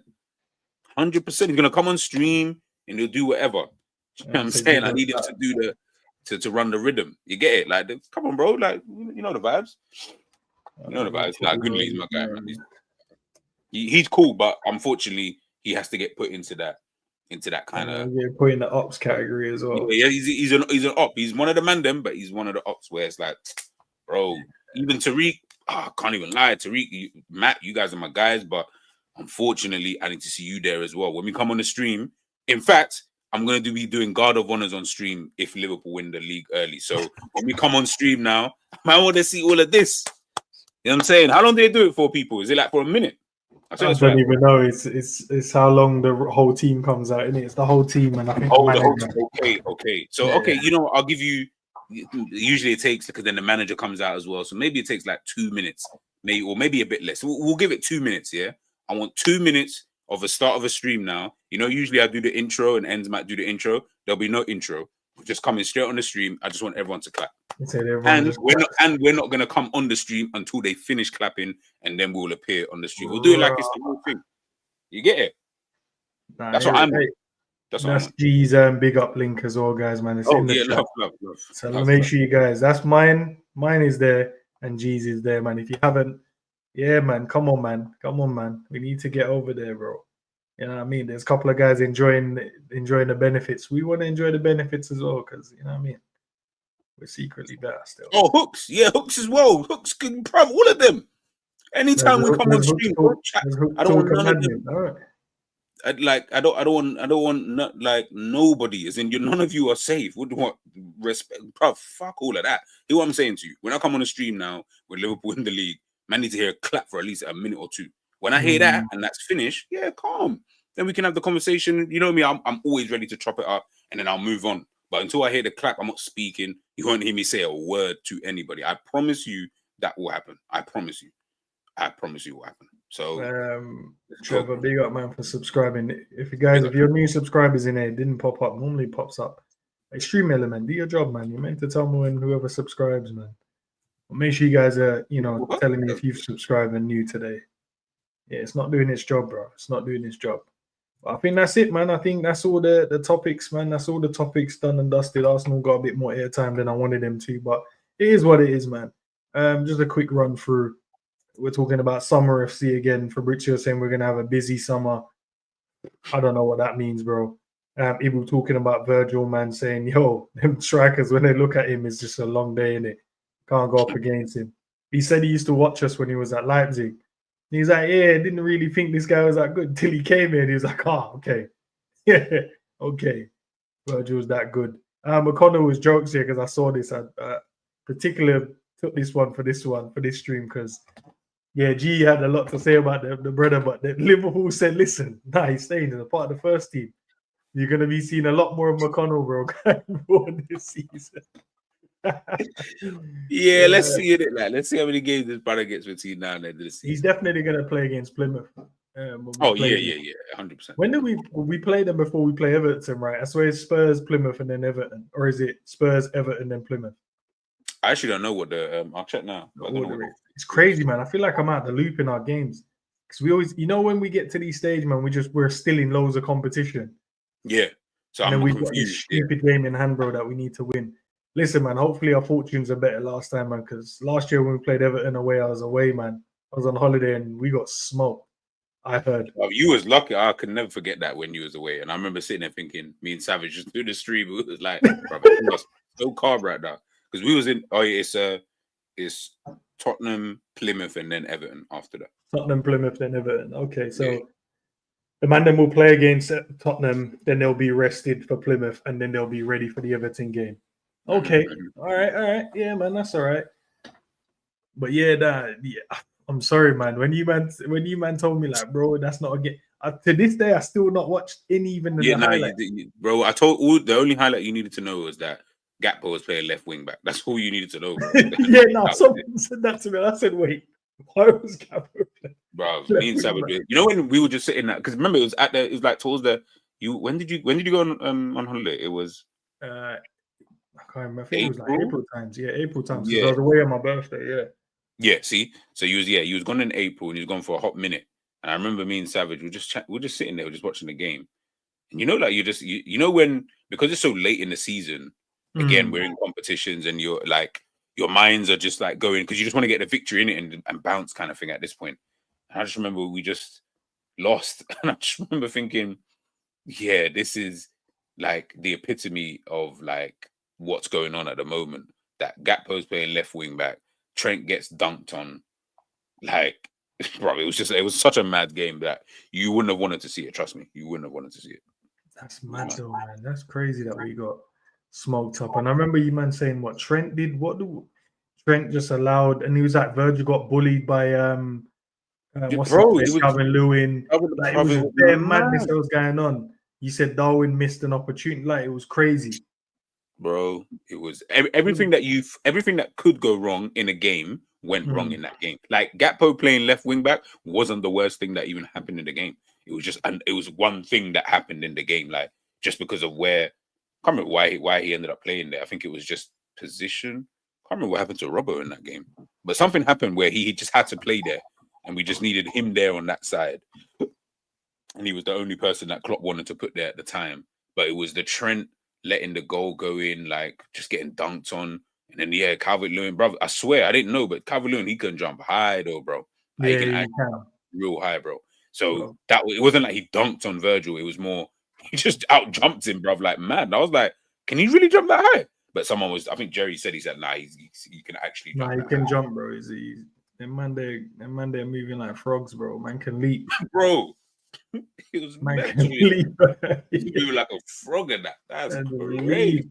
Leapy. Have you got any videos you thinking to do tomorrow or coming up tomorrow? Yeah, I was gonna do one saying fuck Arsenal, yeah, but I thought, nah, I might actually just allow it and just leave that one and do. Nah, I'm joking. Nah. Tomorrow I've got tomorrow I have got a video dropping on. What time is it? It's midnight. All right, yeah, it's on Alexander Isak. Taking a look at him. Why is he the most sought after striker, man? You know what I mean? Why does everybody feel like they want to sign him? All the fan bases all want him. Liverpool fans want him. Arsenal fans want him. I know Chelsea fans would take him right now over Jackson. So yeah, just taking a look at him.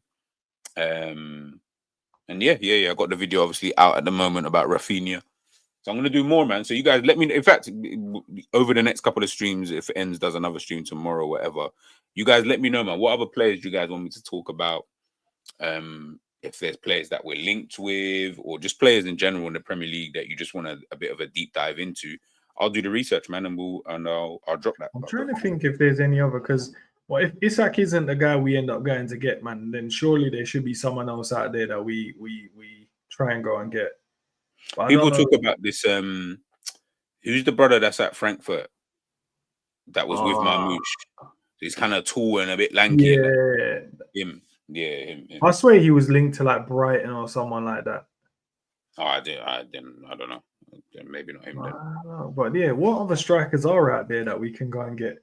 Because I know we definitely need one, but I don't know like what type of striker, who that is, and like what age group does he? Because you can't then get a mad young striker, because then if he comes in and he's young, then he's going to be inexperienced, and you have to then try and, I don't know, bro. There's so much to try and do when it comes to trying to get a striker. And then you need him to come in and be prolific, because if he comes in and not getting the same numbers, are we going to throw him on the bus early, bro? Because, I don't know, he got 11 goals in his first season, bro. That's always the brazy. Shesko, that's a good one. Yeah, I could do Sesko. I won't do a Yamal one. There isn't like a point to that one. Like if I'm gonna do a Yamal video, it'll be probably more. Why is there not a point to that? I'm confused. Why? Because when I do these videos, it's more to highlight. Obviously, it might be players that we know, but we haven't really taken an in-depth kind of look at that player, if that makes sense. Whereas I feel like with Yamal, like I can do one on Yamal. I've done one on Jamal Musiala before, so I can do one. But I'll wait for the Yamal one. Like that one, I'll probably save towards like the back end of the season as well. But I'm gonna drop. I got a members video on Jamal Musiala. If you want to watch it now, you get early access. I will drop it to the public. I don't know when. Maybe in 2 weeks' time. Who knows? But if you want to watch it now, you can watch it now. And then I'll have my Messi video. That's my next members video that I'm going to post out. Messi video. Yeah. But that one's just exclusive. Just like my Liverpool story, the Messi story will also be just exclusive for the members, man. Talking about my favorite player of all time. All right, man. All right, G, we'll leave it there, guys. Respect it, love for the for you guys chopping it up with us. Make sure you guys are going over to big up, obviously joining mine and G's community over there. Because trust me, man, we want to do some great stuff for you guys. Like, just trust us, and when we do it, you're gonna see. There's too many guys doing it, and they're not as good.